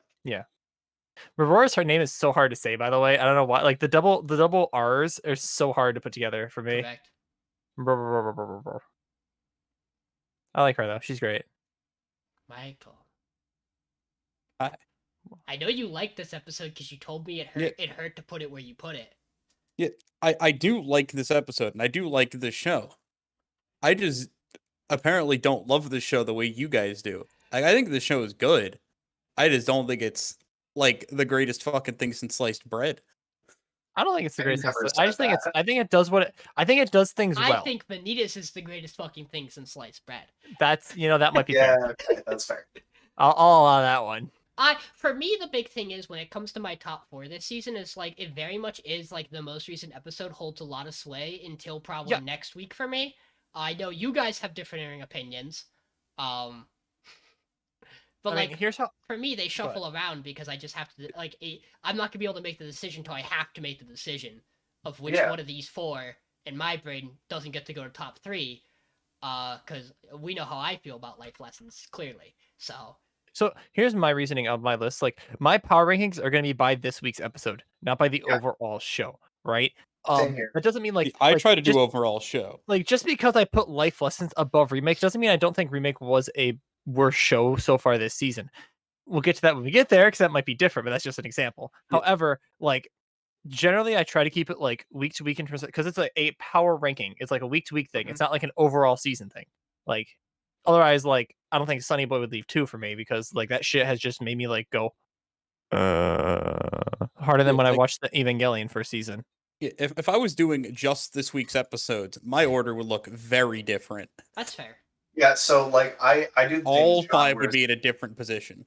Yeah, I so like if I were doing it as the entire season, my ranking would look a bit different. but like it would look relatively the same. But because we're doing it as power rankings where it's week by week, Yeah. I'm doing it based on each episode. I Off try my to do a mixture of it. I always carry more weight with the most recent episode, but like I also like there are just some weeks where Yeah, it's that's where I really am hard too. for me to justify putting a certain show, even if it had a phenomenal episode above Yeah, this other week- shows. Like This it's season really has hard had for more of me. those weeks for me than any other season we've done. Like, Like- I put Dungeon really high that week. It had its like stellar as fuck episode. It was really hard for me to do that because like realistically, I was like, I know this show isn't better than like these. So like it makes me feel wrong when I do it. So mine's like kind of the in between of all of yours, where like it's considering both to the best of my abilities. I think that's fair. Just because I also think that's how I view every week's episode too. Like when I go into a week's episode, I'm still considering what's happened previously, so it holds weight. For sure, at least for me. So I'm not saying that like the entire show as a whole doesn't hold weight. Yeah. I'm just because like you have to with this kind of media, like you have to. But just I've tried to do my best to make it so that it influences it only as much as it has to, and not any further, because that's how I feel like power ranking should be. But that's just me. We'll probably standardize this for next season, by the way. I think it's fine having individualized, honestly. Like, It I makes think your it power funny. rankings should be your power rankings because it makes It it more makes it fun- interesting. It gives us driving points to talk about. I don't know what you're talking about. There's nothing in particular But yeah. when I look at these power rankings, I go, man, So this is speaking fucking of hilarious. the most divisive show of the week that we're going to talk about, Life Lessons is really good this week. Is this the most divisive? I don't know if this is the Okay, most divisive. this is half the debate in the. We're getting into True. the part that is the most divisive part. Michael, thank you. By But- the way, I did just use this screenshot because I also think it's really good. Oh, the one that's just his face zoomed in. Yeah. Which I'll let Dodge talk about it first, but I do think, in my opinion, this is what makes this episode really good. But So the reason why I think this episode was like amazing is because this show does a really, really, really good job of doing callbacks and like reiterating jokes that you forget about. Like in this week, where like, remember when we had that scene on the beach where we shot that entire video? Yeah, here's the entire video because we're leading into shooting the winter video in the summer now because this guy is an asshole. And finally someone snaps, which is how it should be. And shout outs to our boy, dude. I love Kumatani. I think he deserves happiness. Like he did he did exactly what everyone wanted him to do. Is all I have to say about this episode. I think my favorite scene in this episode, though, despite Kumatani being the best boy in like his flashback, his story, and like his entire arc of this episode, was just the kid going, "Oni-san, what's harassment?" I will say I got a little concerned good. at first with how he started to answer this question, because there are a couple of ways you can answer this in which is a bad answer, and the way the show settled was Very fine. bad. I was okay with it. I was fine, but the way he first started to explain, I was like, whoa, show, where are you going with this? Hang on. It saved itself for me. I was like, okay, cool, we're fine. Yeah, But it yeah, I definitely thought- like it got I got a little worried with how he started, but then he made it full circle and he made it okay. But Because at yeah, first, I when you definitely saw hear that. the harassment something that's gotten out of control in the adult world, you're like, okay, where are you going with this? Because this could be a poor take on harassment, and it's just a matter of like viewing it as something that's just like you blow it out of proportion. It's small things that like the stuff that does matter. It doesn't get repercussions because then it comes back to hurt you. The stuff that doesn't matter gets blown up way more than it should. Like people just aren't good at listening to each other and are shitty as adults. Kids, don't be adults. And when you are adults, man, sucks to be you. I will say too, one thing that really got me, like the scene that got me this episode was, for one, the whole Kumatani backstory, but also that bit where it's Uramichi and Kumatani in the smoking room. Yeah. It was just a really nice, wholesome scene, honestly. I thought you quit. I did. It's Maybe just that's like so much is said in that scene without anything really being said. And it's great. Like the characters in the show are really good, in my opinion. Like they're each like unique in their own way, but also like so we had a revelation this episode during the summer thing. Okay, I think I figured out what the rice balls are in his mind. Ready? Right, I'm gonna blow your guys' mind. They're his own nutsack. No, I made that connection too in a couple of the shots, but I don't know if it's always that case. It's not always, because like there was another scene, there was another bit later on in this episode where it's like a rice ball walking a rice ball dog. Yeah. Yeah, that's him walking his dog. Maybe it just represents him. I mean, I Like- definitely think there is the subtle like connection to it during the one scene, because it really does feel like that is the flat connection. You're right. Like my brain Yes. clicked on that too. So I think it's just a matter of like how you interpret the humor, and leaving it up to interpretation works really well because it makes you think I still stuff don't like get it. that. I still don't get it that much, honestly. This I was mean, kind of running I out still of think time. he by far probably has the most dud jokes out of all the characters for me, but I think that's I in the do end like that when he just okay. gets the. I think we're due next week for a penis joke. Then I just thought about Yeah. that. Yeah, we're due for a dick joke. Also that bit where they're like, they're all sitting there and they're just like, I don't remember exactly what they say, but they all say it in the same tone where they're just kind of like sighing. And for some reason, that just got me and John really hard. It's like where they're sitting under the kotatsu outside during the shoot. Yeah. That was a good set of jokes as well. I don't know. I just really liked this episode this week. This show made me laugh. I think good. This show, not verse show this week, in my opinion. I But we'll like get there. I like the show this week. I still think, in my opinion, it's probably still the bottom for me this week and overall for me. Just because, again, I wasn't a fan of the original episode that this episode calls back to. I appreciate the way they do the callback. I think it's good. I think the bits are good. But even though I have problems with Remake that I'll get into, I still don't think it. I still think I like Remake more this week because there are things that I do like in it. And overall, like, just the quality of it catches me more than Life Lesson does in the long run. And I mentioned this to Michael, but in terms of my power ranking, I will say that Sunny Boy and Remake are on a very thin line of flip-flopping for me for different reasons. But like they could probably be interchangeable, and it's gonna be the thing for me that makes next week hard. But also shows can drop and change in quality, and next week could just be a shit show of a disaster for me to have to pick stuff. Michael, I'm always gonna make sure you say something because you're gonna say a lot on the next show. See, yeah, I don't know where to jump in on these conversations is the worst part. Because I don't want to like talk over people half the time. But Do it. yeah, Dash does it all the Do time. it anyways. I do it all the time. Yeah. It's my main character trait, honestly. John does this even when no one else is there. My brain comes in. My brain has thought. My brain needs to express thought. That's just how it goes. I need to watch more of your streams, Dash, to see if you interrupt yourself talking. I do. He does. I like have epiphanies. I go, Confirmed. wait, thing. God, I'll interrupt the conversation. Just be pissed off. I enjoyed this episode. I think it was really good. Like if I was doing a just rating this week's episodes, this would be 3 or 4 stuck in a superposition because it's hard for me to make that call. Because another show had me smiling the entire time, and that's the other one that would be in 3 and 4. Sean knows exactly what episode that one is because I said that exact thing to him. Mhm.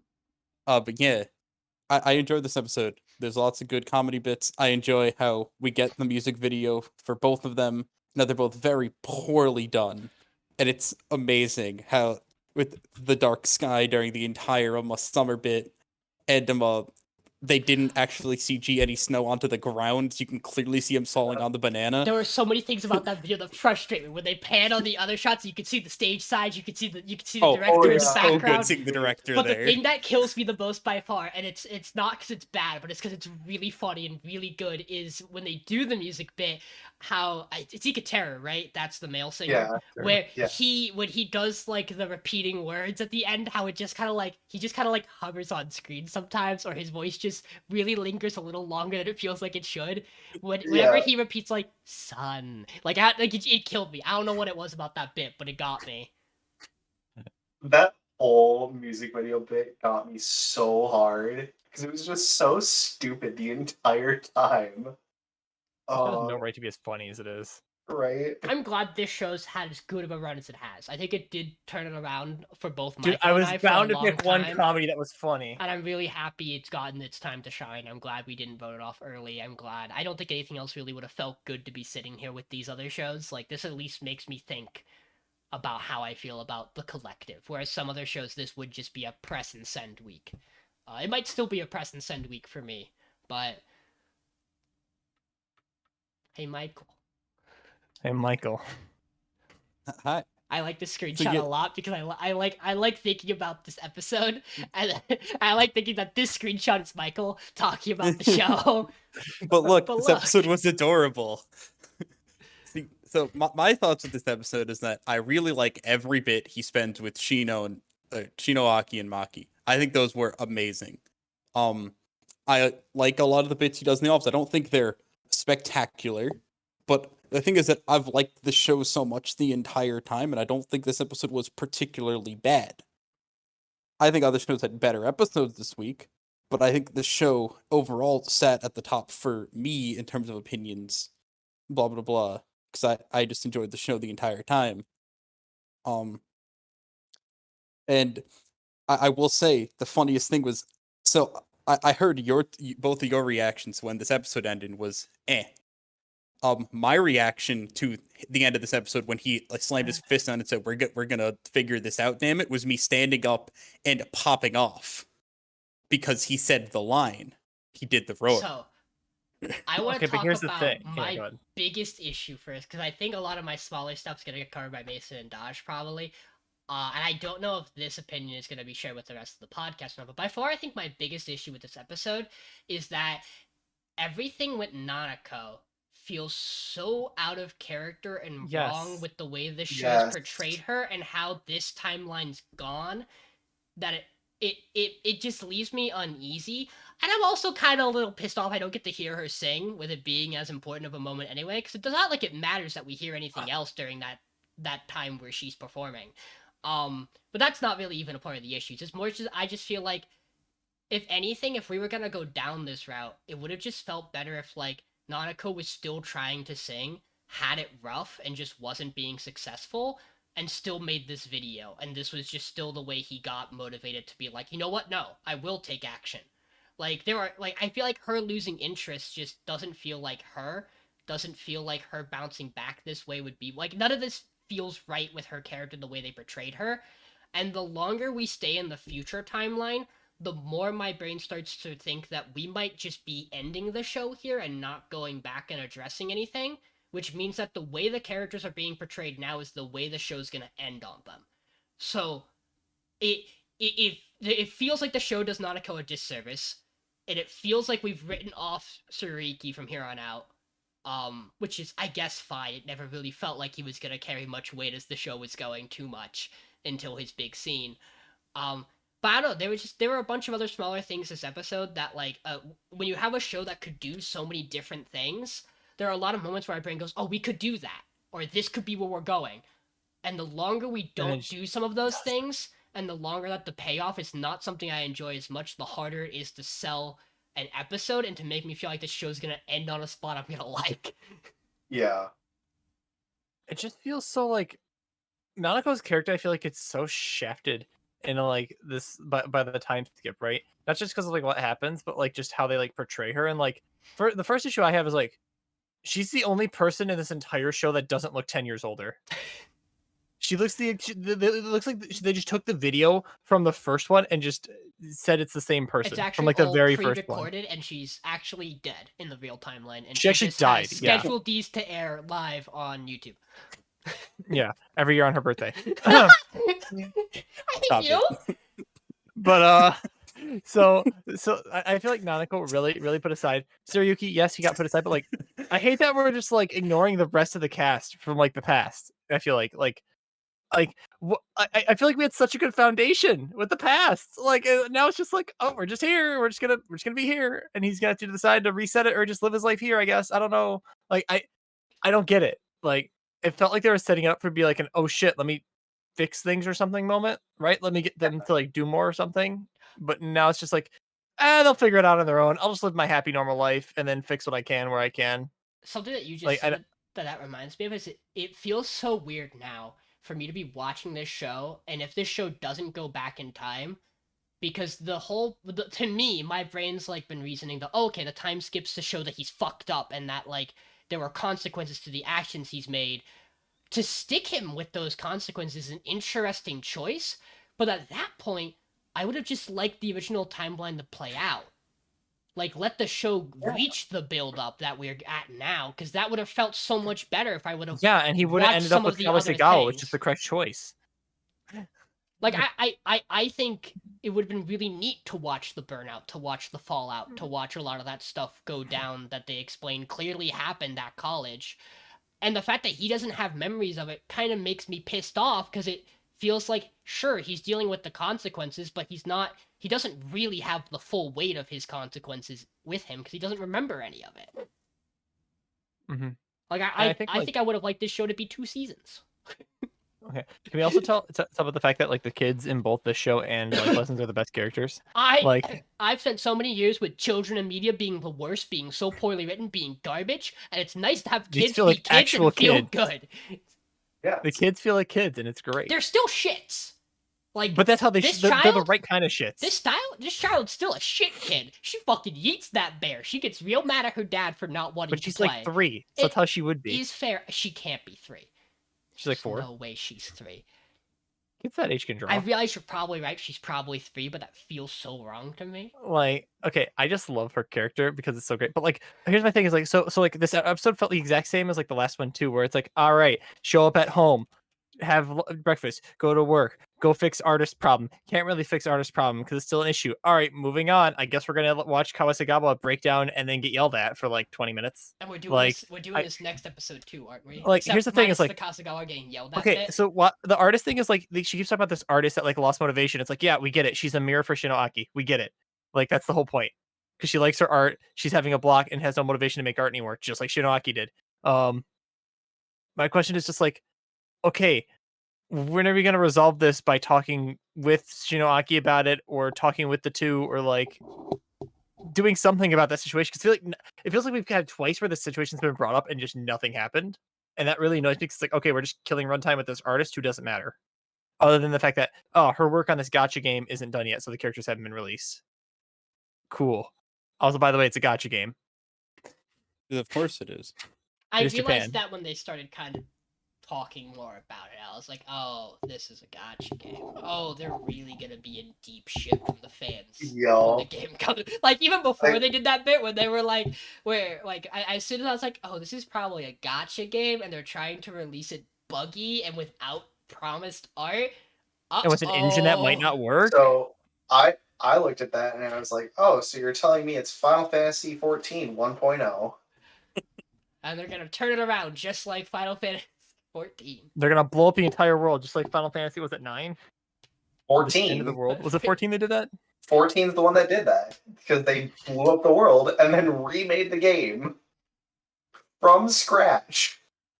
Like, Mason? I like how they're portraying the game industry because it feels really real, but like it's just like Yeah. I feel like the story itself is getting really lost in that aspect of like this doesn't feel any more like the show we had. It feels like a completely different show now that we're back in the future. Back to the Future. What was that you were saying, Sean? I was gonna just ask for your thoughts.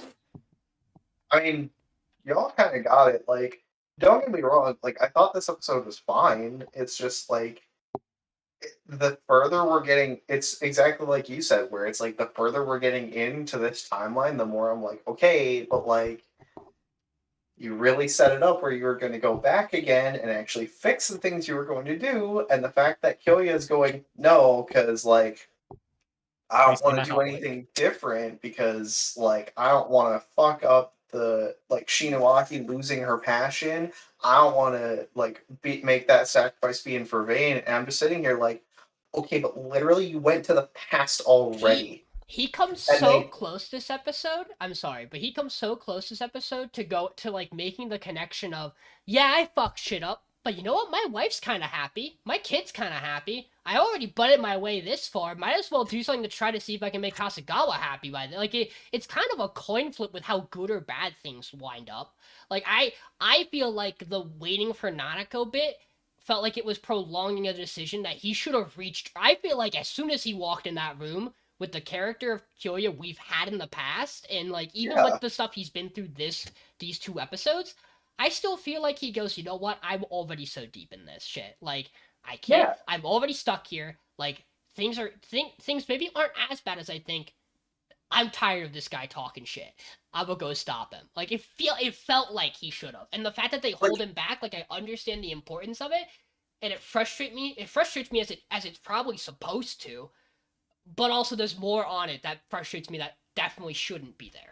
Yeah, it's like, to be fully honest, if he had, I get that his whole character is, no, I'm going to fix problems in the way that where like the problem is fixed and not like just pushed off or whatever. But legitimately, with everything that's been going on with him, I would have preferred him to just punch the CEO in the face. I think that would have been a good character moment for him because it's like, okay, I have been dealing with a lot, and this is the last straw. I would have enjoyed that personally. But again, I'm not the one writing the anime. I do understand the mentality of him also being like, yeah, I fucked up in the past and things got really bad. Look at where I am now. I do have a wife and a kid, so maybe just playing it safe is the right move because we can be happy. And that there's inklings of that there. I wish there was more. Yeah. Because like he looks at the family photo a couple of times, like he has some good moments with the family that like kind of reinforce that sentiment. But in the long run, he still lingers more on the past mistakes than he does where he currently is. That it feels like it overshadows the idea that he's doing this for security rather than than his regret. And I feel like either having him overcome his regret without Nanako or having him feel more comfortable in his security with his family and wanting to pursue that are both more Kyoya things than what we got. Yeah, it's very much yeah, so good. I think what would have made it work better for me is if instead of like a Nanako scene, we got like a Sugiyuki scene.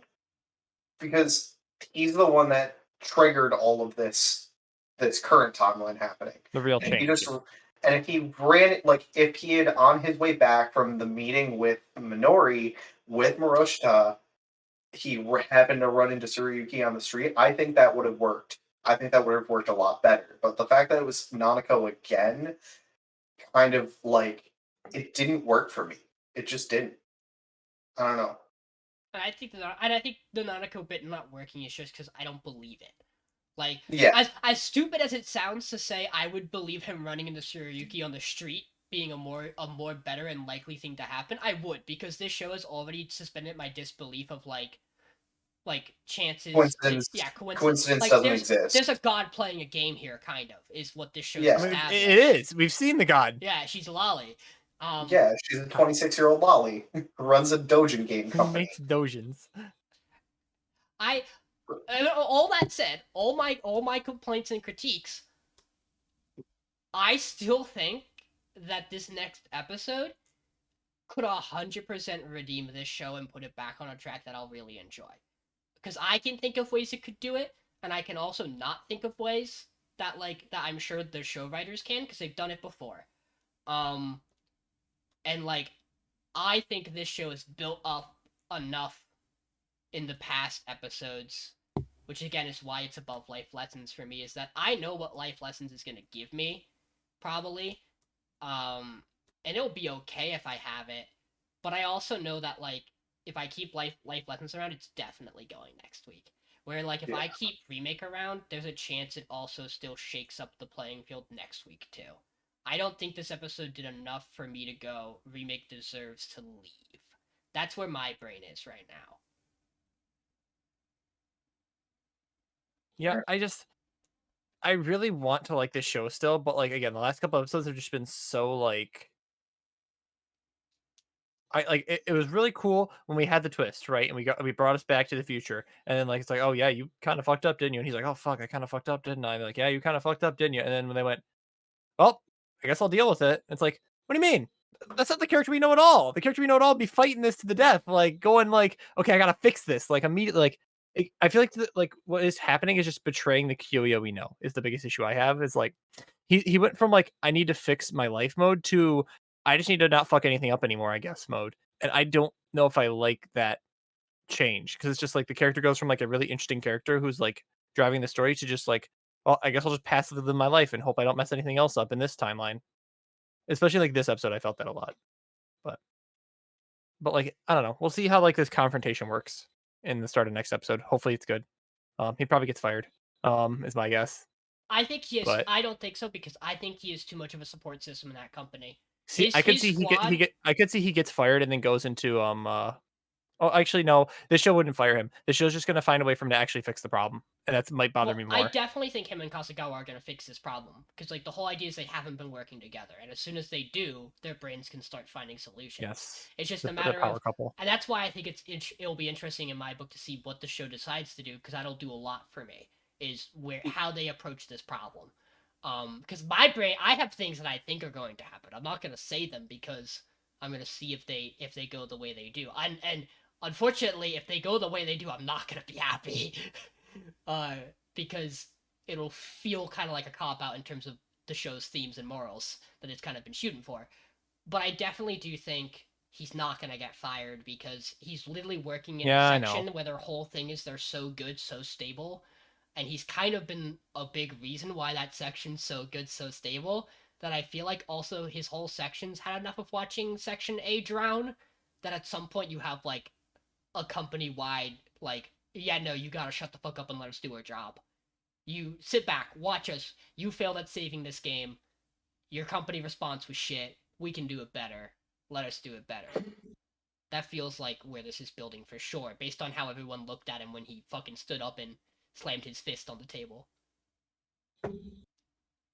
I like the Indy. moment, Michael. I agree. I just feel like I wasn't as high on it because I've always had small things in this show that have like had me worry, and that's like by far my big difference with this and like Vanitas is like for me Vanitas has just constantly been like bam bam bam bam banger, and like I smile at Vanitas the whole time because I enjoy it. Like when this show Yeah. makes me smile, it's because stuff's cute, and I'm like, yeah, that's good, that's a nice moment. But like I also have moments where I'm like, I gotta think about this for later. And there's Mhm. another show that does that too. Like I am really hopeful for the show. I hope it finished really good. We'll see what happens. I mean, either way, I'm gonna watch this and Uramichi to the end because they're Probably. really good. We're This also season's so been overall close really good. that I'm probably just I'm gonna I'm finish happy this that this show. is a conversation we have to have at 5, right? That it's like, okay, we have to have a conversation of what goes off because there wasn't one show that you're like, yeah, it's time anymore. Where it's like, well, maybe it's not time actually. It makes the podcast more entertaining and very much fits the way this season has gone overall, where it really hasn't been. We thought it was going to be like that more often, where we would just be sending one show out and every week we're kind of We're like, easy well, top now 4. we fine. actually have to talk about it. Man, I'm really glad I came in to this podcast and arguably the hardest season y'all have had. Absolute banger season. Can we just say absolute banger season, boys? I think so. Great Yeah. work, guys, on the selections. Great work, everybody. Again, I'll say this because Battle Game's still around on the other show. Battle Game's like outside of the shit it pulls in its third episode that makes me mad or the second episode, whichever one we watched, that like makes me mad. I think Battle Game's a perfectly mid show. And it's just the fact that we're in a season where a perfectly mid show doesn't cut it. Not enough, No, it yeah. just doesn't. And 'Cause that's there's so many bangers. That's a good feeling. So, but yeah, let's talk about our last show. Gosh, it's Sunny Boy time. My brain hurt watch this show. The shows went from like stuff that like trying to piece stuff together to just like I'm just here to like be Evangelion every week. I thought you would really like this episode, Dodge. I'm not gonna I did lie, because I did like this episode. you had a The lot problem- of brain theories, and we get confirmation on a lot of them this episode. Okay, I did, but the problem is like it was so hard to follow for me that like I got so lost in the sauce this week. Like I got so lost watching this episode. And you guys know this. Like I was just like brain not work, brain can't understand what they're saying. So here's what I got. The cats were unionizing, and they talk about they existed in her life before the void happening, which is important. Note we answered. She lived with her grandparents. She was kind of weird. She was brat. She was kind of just out there. Her grandparents weren't great to her, but like she just kind of lived her life with her grandparents alone. Just like our main character from Realist Hero. Hey, you thought I wouldn't draw Realist Hero in here? You're wrong. Her mom's also in the picture. Is she? Yeah, because Yeah. they mentioned that her mom would like bring sweets, but also that her mom hates the cats. Like there was a big distinction between like the. I'm pretty sure they make a distinction. I thought they said between grandma that entire grandma. time. No, they said mom. My brain clearly was not on for this one. Yeah. But so we basically see the cats who are talking to each other, and the dog can understand them, but the people don't hear them, or they don't understand them, or they're not aware of it for some reason. We'll see what that basically means, 'cause we're not sure. And then basically we do get confirmation that the cats are in the Amazon, obviously. We don't know fully what Mizuho's power or Nagara's or Ramadani his ability is. But we do know he's really clever, and the cats didn't like that because he was starting to figure out what was going on here. My notes say first we had monkey baseball, now we have cat politics. We have Nagara Mizuho. The actual main story is that Nagara, Mizuho, and Mitsuha are traveling with the cats and the dog, and they end up coming across Amakaze and Aki Sensei in this like vast like craterous world that's like also like a snow world at one point, where they've come across these quote unquote twins who are basically the same person in separated, whose ability is to reverse, where they could just reverse the flow of time in an area or things to happen. So whenever one person would do something, the other one would reverse the reverse. So it's like a no you card. And so the twins constantly battled, where one tried to best the other until Aki Sensei influenced that by giving them a ray gun for some reason. Mystery Box pulled a ray gun today, and so they basically have like a Western duel where they each shoot each other and like evaporate each other effectively to solve this issue. Which I again didn't understand what the twins were about. All we have is Aki Sensei saying, "Well, we only really need one technically." We can unpack the twins. We can unpack that with you guys, the different boxes in a bit when so, you're done. Yeah. So, meanwhile, the Amazon is was controlled by the white cat, who is the one actually copying things and bringing them from the real world here. Where Mizuho's power is labeled basically as copying, but again, we don't know 100% what that means. We know that I forget his name, like Ramadash, Just My call boy Raj. Raj.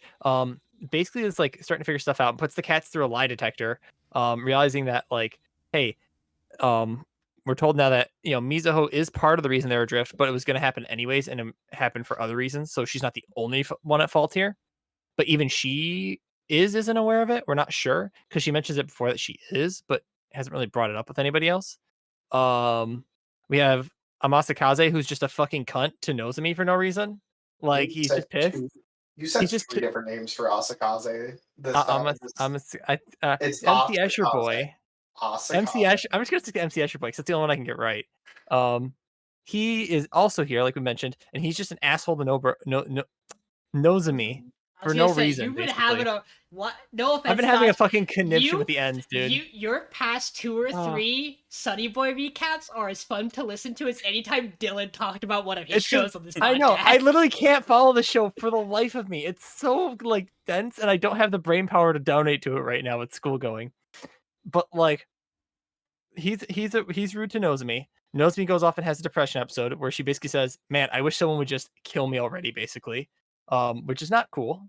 We'll have to unpack that later. And we have Nagra eventually go get her in the snow while they, two guys duel it out, kill each other, where one goes to dust and the other one just kind of, did he fade out? I forget. No, he shot himself in the head. No, yeah, no, he killed himself at the end. Yeah. That's right. I forgot about that. It was, And then yeah, basically like we're getting that like Nozomi, Nagara, and Mizuho are kind of traveling looking for like, I can't tell if they're trying to fix the world problems and solve the worlds, or if they're trying to like look for a place they belong or what, but they're kind of just like guiding each other now. And since that's my recap, I'm gonna add one note. That's just my personal take, is that like I really like how this show is having Nagara guiding Nozomi now. If that makes sense. Like I really like how he's helping her where she was helping him earlier, right? I think that's a really cool like transition how they did that personally. But I think that covers all I can think of. This show's complex. It hurts my brain. It's good. I'd rate it higher if I understood it, probably. I'm trying to This find... episode was fine. I don't know. I liked all the stuff we had with like Mizuho and the cats. Like I thought that Yeah. was all cool because it was explaining all that, but I literally couldn't care less about anything to do with the twin clone boys because that's we what I get feel. nothing out of them at the end. yeah, Like why did Aki give him 2 things if she wanted to have one of them live? I don't think she did. It's... I don't think Then she where So, did he get the here- second one from? He doesn't have the cats. There's a couple of odd things this episode, right? And my brain... Unless the idea is that because he gets the cat in the trap, he uses it to make a second one. So, But I think he gets the ray gun after. I that. think- Oh. I don't That's think clever. that's it. I think there's a subtle implication that one of the two's powers, one of their powers is reverse, and the other power is to copy. Because one of the things that's already copied that they find is like their student handbook. And that's how that's how like the crew figures out that they're the same person, is they see the exact same name. They're not twins, they're the same person. Because the main group realizes this as they're like going through their shit. In that regard, I think one of them has the ability to just copy the gun. I can't tell you which one, and I can't tell you which one has the reverse ability, and the other one's just copying it. The no That's card. what I think, because this show's been doing this for the past 2 or 3 episodes now, where we're getting like these mini stories like inside of or bigger picture stories, and they always have something to do with what we're actually looking at. So like these two same people, making copies, fighting each other over the smallest things, I think are meant to kind of play off of Mizuho, but it's just not as good as like Yeah. previous episodes where you're drawing parallels with like Nagara. Because Nagara I think just has been such a better character, and it's a lot easier to Nagara's see so good. parallels with him. Whereas The- like you're getting something entirely new here and trying to parallel it in another story to make it work, and I So- don't think it clicks. So the issue I don't think is that Nagara is a better character than Mizuho. I think the issue is that Mizuho hasn't really needed to grow, Yeah. while Nagara has, and these episodes have been helping Nagara grow. And then when we get one for a character that doesn't need the growth anymore, it just kind of falls flat. Or at least that we think doesn't need the growth. The show seems to imply heavily that people think she does or that she might, but also this episode kind of shows she doesn't. Like, the cats don't think she's capable, but we know she is, and she very Yeah. much, and like her line delivery in this episode, where, she talks about, I don't remember what she says, but the line delivery she says to him is supposed to be important because it kind of reflects the way the cats view her. And like breaking that view. Like the whole point is that she's a more grown person than the white cat thinks she is. Yeah.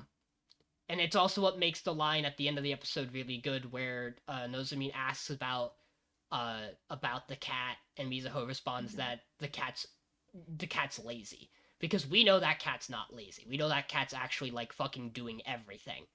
And like Yeah. and like the idea is that they just both don't see the accurate Each other. Yeah, they don't see each other, which then parallels the twins. Like I like this episode the same reasons I like last episode, where like even if I don't understand it, my brain can at least wrap some connections to it, and I like the core line that's running through the episode. And the core Yeah, I can line hear the dial is tone whenever I watch this show. Mizuho for me in this episode. And I Like, yeah, like again, my thoughts are I like everything that had to do with Mizuho. The Mizuho stuff was all really good.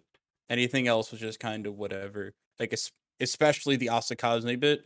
I don't understand what he is trying Why to is he do right being now. a dick? I don't Yeah, get why it. is he just being mean to Nozomi if he wants to have Nozomi? Like he goes, yeah, Nozomi, you're being useless. You're He's garbage, just getting worthless. You don't carried, even have yeah. a power. You're just But boosted. then he's also like, you two don't even need to take Nozomi with you. Just leave her here.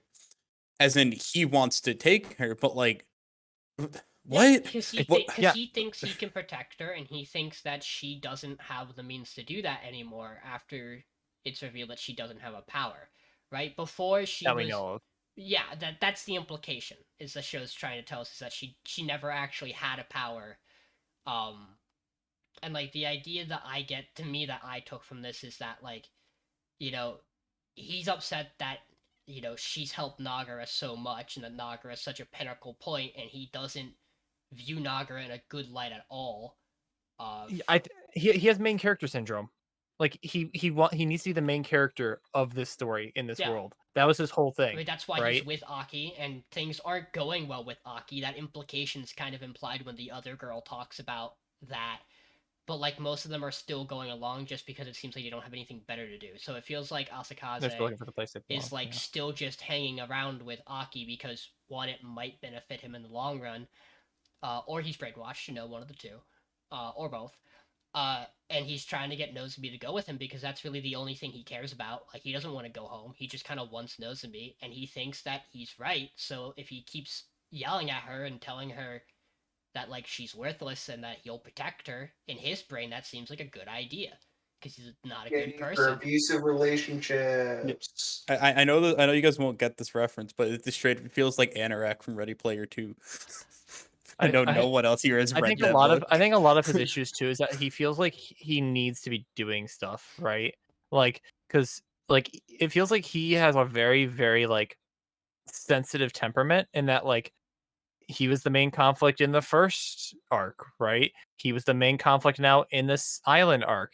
Now he's the main conflict in their traveling around. He's been constantly the main issue because he thinks he needs to be like doing whatever he wants or being like the like focus here. Well, Like that's how I think. Mizuho also makes the implication that he's also like not grown up. He's still kind of a child. Like the fact that he has this rabbit, like he made all the things in that room because like he could.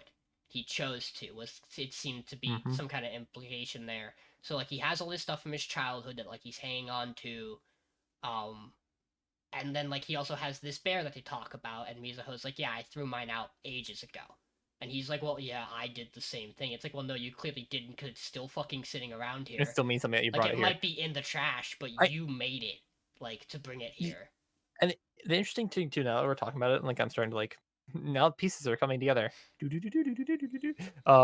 It's just like the fact that like they called Nagara and Nozumi and Mizuho here, Yeah. right? That girl brought them here to fix this issue. Or at So least does that mean told them to does that come mean this there. guy that kills himself was one of their classmates, or is this just a person they came along? It sounds saw like they as they it traveled? sounds like Aki I think they brought stumbled them across here. them. I think it sounds like Aki brought them here because Aki knows that they potentially have Need the that power guy. to reverse. It's an odd thing, right? Because she talks about the one of them being a believer in the idea that like they will follow like God's plan. Or that's how I took about. Maybe I'm misunderstanding that as a whole integrally. But I mean, the idea seems to be that she wants at least one of them gone, probably one in particular, because she's picking a side. She's not just trying to play both sides; she's picking a side. She wants one of them gone in particular, which probably means that in the bigger picture of this worlds, this conflict, or at least that power, is dangerous that they have. It's powerful enough to help them rival God, probably. Which is why I don't think she cared that one of them killed themselves. Absolutely not. I don't think she cares that they're both dead at all. Because remember, we're told that she's brought them there because if they get at least one of them, they can potentially reverse back far enough before they all got here. That's like the small thread of hope they're That's holding the on idea, because the girl brings that up. Yeah, that like Yeah. that was the theory. So Aki doesn't give two fucks if any of them die, if both of them die, because she doesn't plan to She take wants to them fuck back. around and see if it works. Yeah. Right? She's just kind of using these kids first. We don't know what her deal is yet. That's probably like the and- big issue here. And the thing is, we keep So- calling her Aki Sensei, but is she actually Aki Sensei? We still haven't gotten confirmation on that. We just have like So assumptions. They imply that like she's a student who's grown into the appearance of Aki to like manipulate the students. Or is she Aki the student who was at the same school? So- We don't know. Maybe. something that I just now realized. I can guarantee you that guy's not dead. Because every single time someone has died in this show, the world will not let them die. They just come back as they were before. No, John, think about it. We had the dude in the glowworm cave. He came back and it was fine.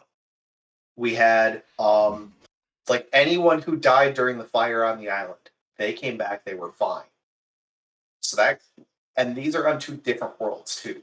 Yeah, so the only So odd thing is we haven't seen someone who runs the world die. My only argument to that is we did actually, because we saw what happened to Inu's girlfriend. She definitely died from that plague that was brought to that Yes. world. But that was not a self-inflicted thing, or that was not a that was Mhm. due to someone's power. That was not due to something in the world. And they're technically the disease turns them into those stones, right? So technically, like they're not dead. They're just all technically. existing. They But just my become thing is that registrons. he might technically not be dead. The idea is just that his head is now not where it's supposed to be. We don't know what that gun just destroys things or there's puts them in another It says it's a dimension. skip, There's a right? couple of odd things I don't understand about the end duel scene. I don't know why. Yeah, I he also has don't the understand hole why he in calls his it a skip. chest. I don't know why he has the hole. Well, in the his other guy shot chest. first But you don't see. But they show a shot of him, and his chest is fine. And then because he has and the then cloak. Yeah. That's why.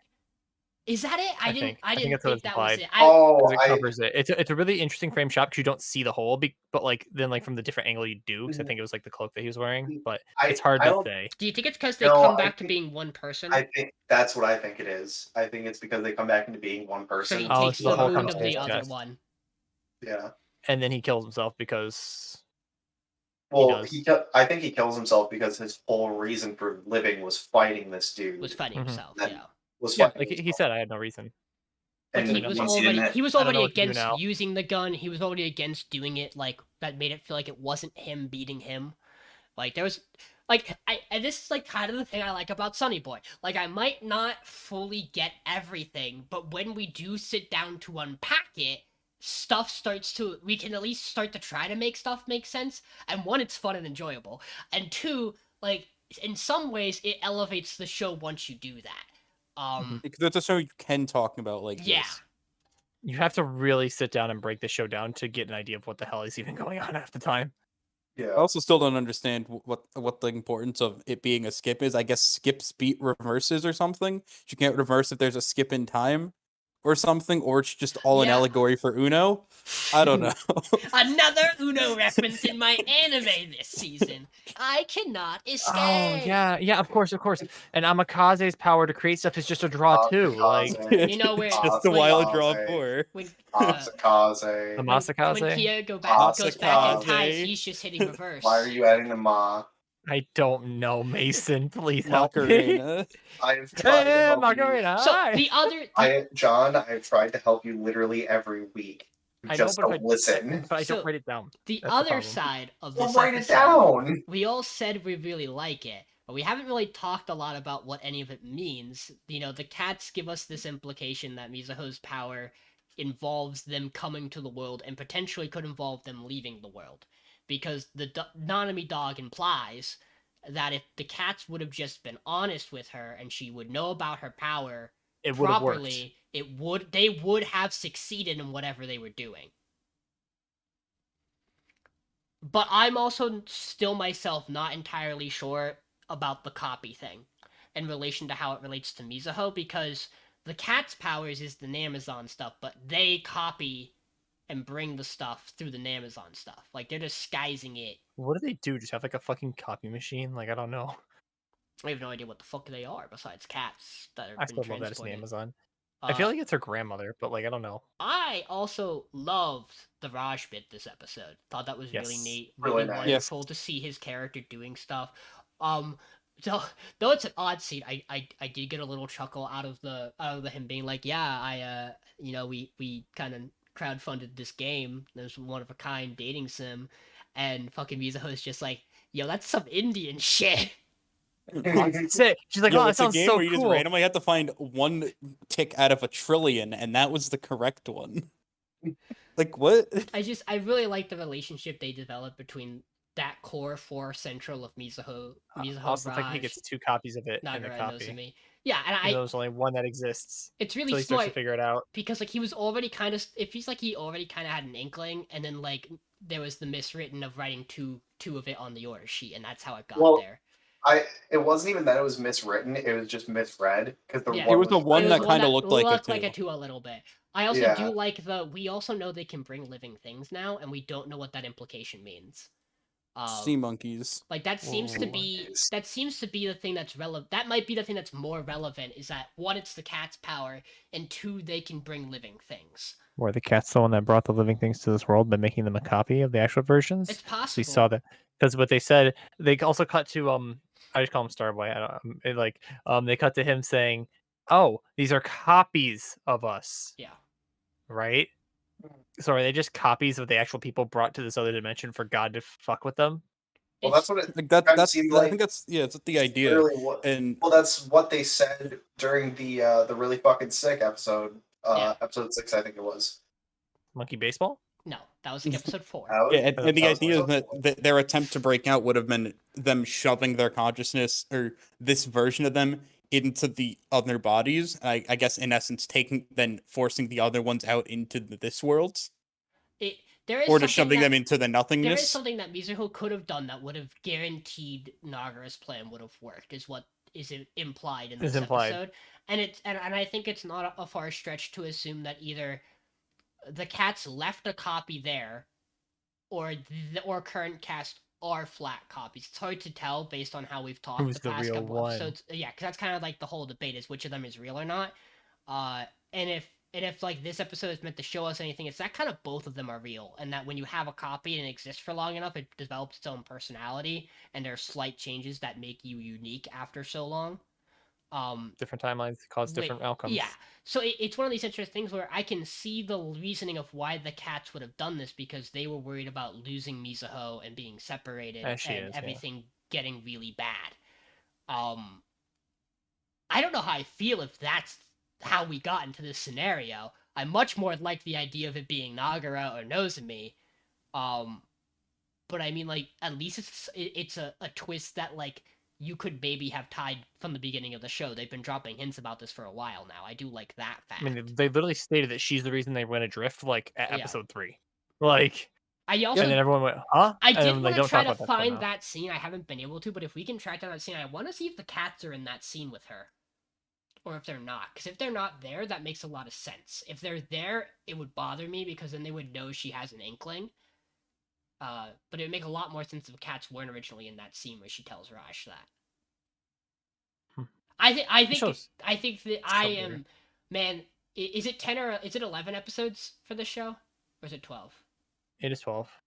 So I want to say it's 12. I'm so excited to see what this show does for its last 3 episodes. Like, I don't have any complaints with the show because it's so interesting that I can't complain about the weird shit that happens and not understanding it, because it's a show that, like, you might not understand everything and you might be completely lost at times, but god damn it, do you want to know what is going to happen next, I can or definitely what crazy feel- shit it's going to explain. I definitely can and do still feel a little worried about this show every week I come into this, because Oh, yeah. before we unravel and talk about it, I always feel like this show is threading a line of, like, you know, One lost episode for all of us and it's just gone. well, not even like that, but also like that, like it's hard to describe. These, like, self-contained stories connecting with an overarching plot can very easily be fucked up and be done really bad. Hi, Wonder Egg. We're looking at you, Wonder Egg. We know about you, Wonder Egg. We're not forgetting about you, Wonder Egg. Yo, have you guys seen any clips of the Wonder Egg dub? I'm No, it's mad the at him funniest because he started shit showing me ever. clips of the Wonder Egg dub, and I went, "No, you can't do this. It makes me like it again. You're not allowed to do that. Stop. You're not allowed to make me feel like this was good anymore." It was good for 10 episodes. I know. like 8, to be fully honest. Depends on how you feel. I think it was Yeah. good for 12 episodes. And then And the then had a special that was. I think episode Yeah. 11, 12 were okay.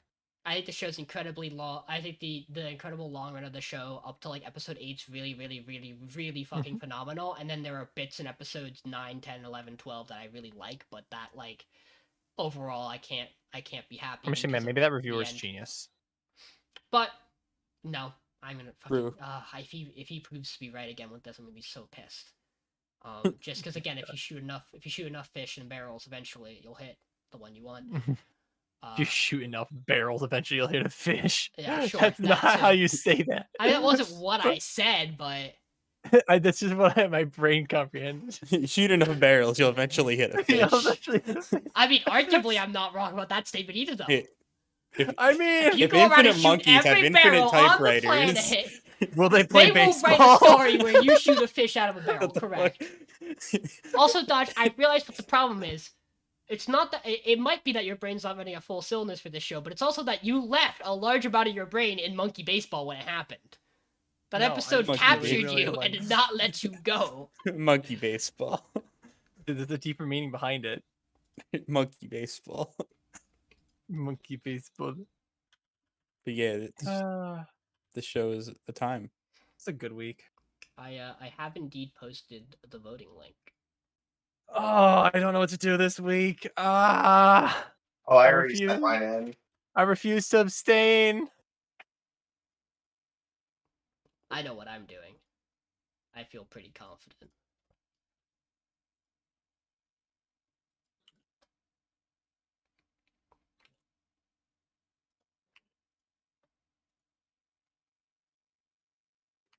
Okay, you'll like my name this week.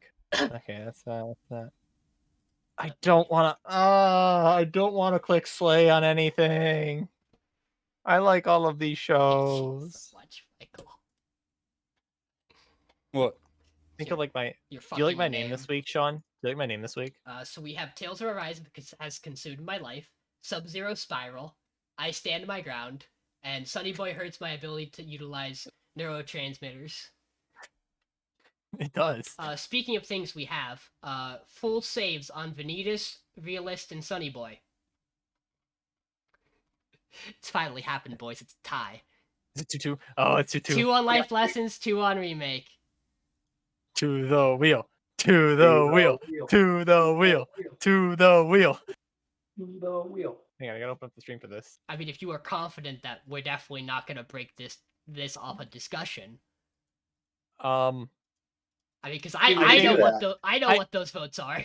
here's my logic. Uramichi will make me laugh. I almost can guarantee that. Remake might just piss me off. That's fair. Yeah, I- same. I have however, more faith in Uramichi than I do in Realist or Remake, and I don't know if I like that. See, I'm also looking at it the other way. Of Uramichi could have a really poor episode for me because it's comedy. But I'll so still laugh at something. maybe. But also, I Thing is feel that like I'm gonna my- smile at something in Remake no matter what. I'm gonna. Yeah, my enjoy thing is that somewhat of it, if even remake it gets makes me voted off mad. right now, I already have my entire top 3 decided, probably in order.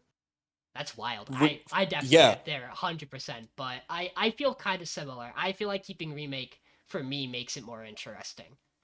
Like I definitely could still have the ship could definitely be rocked next week more Dude, than I'm I just think saying, Life like, Lessons could. I like to keep the life lessons meme going. I believe in it. I'm not a fan of the idea that if we keep Life Lessons around, it's somehow gonna wiggle its way in the top 3 because we're gonna vote off Sunny Boy next week because Man. we just hate it. Man, if it somehow wiggles its way in because like I'm- Realist Hero, I know I'm Realist Hero's in. I could say for definitive fact, I know Realist Hero is going to end on a good note this season, but Just by how well it's Am I written. spinning a wheel? I'm not changing. I don't think Michael's changing. I don't think you're changing. I Now am for a not fact, changing. Mason isn't changing. Yeah, I'm not changing. Mason like artificially convinced me to vote off Remake this week. I have no good way to. That's okay. We'll just. You know how I could do this? This would be With a really, wheel? This could be really interesting. I know what I'm gonna do.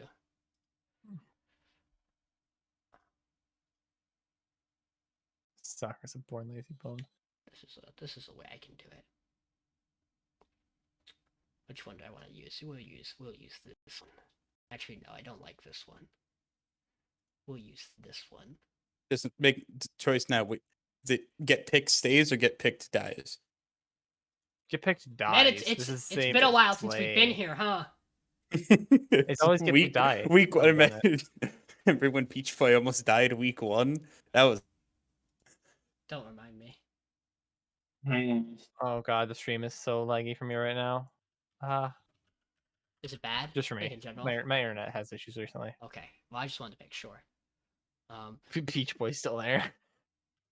Remarkable. Remackle. Remarkable. Let's just slay Peach Boy again and call it a week. How about that? True. So. Then we vote 2 what are we- things so next sorry, week. I wasn't listening. Oh, that'd be spicy. I was making wheel. What are we talking about? What's the deciding factor? The show it lands on goes. Yeah, Yeah. of course. That's how it Lands on goes. The dies. show that stays, Uh, that's on the wheel at the end, gets to stay. Yeah, I think that's generally how we do the wheel. Are you all ready? But yeah, No. no. Oh, you Discord streamed it. Wait a minute. I also have I did both. Way better than pulling up a tab that has 1080p stream. I mean, because this way also, some fun little here. We'll just like. Come on, big money, no whammies. Come on, big money, no whammies, no whammies. That's good.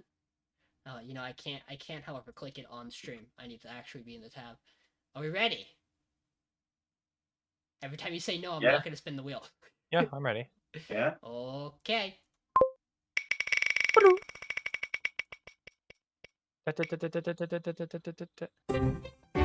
Yeah. Comedy prevails another week, boys. Woo! John and I win again. Mason, we're the top 2. Hey. Well, I know Michael's disappointed. You know, Mason. Mason, I don't imagine there's a way my top 3 is changing from the way I have it decided now. I would You're the best. I would be happy if it does though. and when- Um, Yep. All I'm saying is one show needs to be really good, or another show needs to be really bad for mine 1 and 2 to switch right now. Is this 3 I seasons in a agree. row? I've had a top Because 3 my show. 3 has been guaranteed, and it may have been my number 4 if remake stayed. That's fair. Pretty much guaranteed. I don't think it's going to change my top 3 too much. Likely. I think my top 2 is like really the question mark right now. Yeah, Mason, you're fucking But- sitting pretty. I'm very Mason's proud. definitely the favorite. Like I'm very proud of like just coming in for a Ah. season, just coming out swinging. in my defense, Sunny Boy was the I- dark horse from the start of the season. I get to sit here and be confident that I made poor decisions from the get-go, and that always feels good. Because that just Okay. means that I'll instead of loading a pistol like I did this season, I'll just take out a fucking shotgun, and next season I'm gonna go I'm gonna be brutal next season. Okay, If you think I my spun- picks were bad this season, Oh, next season's gonna be next so season scary, dude. I am going to pick things that are gonna blow your brains out. If you're not like top 2 picks, it's or, I like, have. if it's you're the funny- last pick next season, you're gonna look at it and just be like, "Fuck!" It's funny because I'm so confident that even if I'm last pick, I'm gonna pick something that's gonna at least get towards top 5. I'm that Yeah, for confident. sure. Even There's if so much Chainsaw good shit Man, next even if Chainsaw Man isn't on the table to pick, which I really hope it is. I really hope we get I confirmation. really hope it is too. I hope so too, because like anyway you slice it, I'm watching that fucking show. Well, Also, and now that all of my shows are gone, I can officially do the thing Dodge did and complain about Tony Kawa getting off every time with both Aquatope and Remake dying before they should have. Okay, I don't think Remake died before it should have. I think you could have gone either way this week. I think that's way less bad than Tony Kawa going before fucking Back Arrow. I can't wait till we watch No, Remake's I- episode next week, and we're I like, still think ah, I also will still say shit." I will still say that Aquatope dying before Peach Boy, it was an atrocity. I Oh, I agreed would to agree that. with that. I agreed to that. Okay, I was also bored. It doesn't change that fact. I do Okay. agree with your statement though. so Michael, the only reason for me was both of those shows were really boring to me. It's just Peach Boy had the occasional slice of action that somewhat made up for it. I look at it and this way, Aquatope Michael. If was you're gonna good. be mad at anybody about about Aquatope, you should be mad at me because I voted that show, and when you all looked at that result list, you were like, "Wait a minute, Sean, what the fuck did you do?" Chotomate, no wheel. Oh that, no. that did be what But happened. of course, you have to raise the question: why would I have voted off Peach Boy at that point in time? I was still, That was a I was still hashtag delusional. Chotomate moment. I still thought there was hope. Oh, how wrong you were. Oh, how Very wrong. foolish. Oh, However, you sweet son child. I need to end the stream, folks, because I need to prep for the next stream, which will be in a couple of minutes once I have everything prepped and ready to Wait, go. you're actually doing it I now? think we're gonna be live. So Oh my God. it'll just Oh, be it me, Alex, and Nathan, but we'll be live. So Oh, Seven's in the chat for our boy Sean. it'll be fun. Watch me struggle to remember show content. Try to gauge how different Watch it him is from me complain talking about about Beach these. Boy for the second time tonight. I'm gonna be complaining about different things though. I'm also gonna be arguing that it shouldn't go this week. So That's the worst part. and I think I'm that's the not worst part. I'm not wrong. That's the worst part. That's the scariest it's not part. even delusional. I have a worse show on that podcast still because Battle Game's still there. Shit, you're right. Well, Well- guys, great to have you here. We'll see you next week for top 4, and then we're gonna take a week break after the top 4.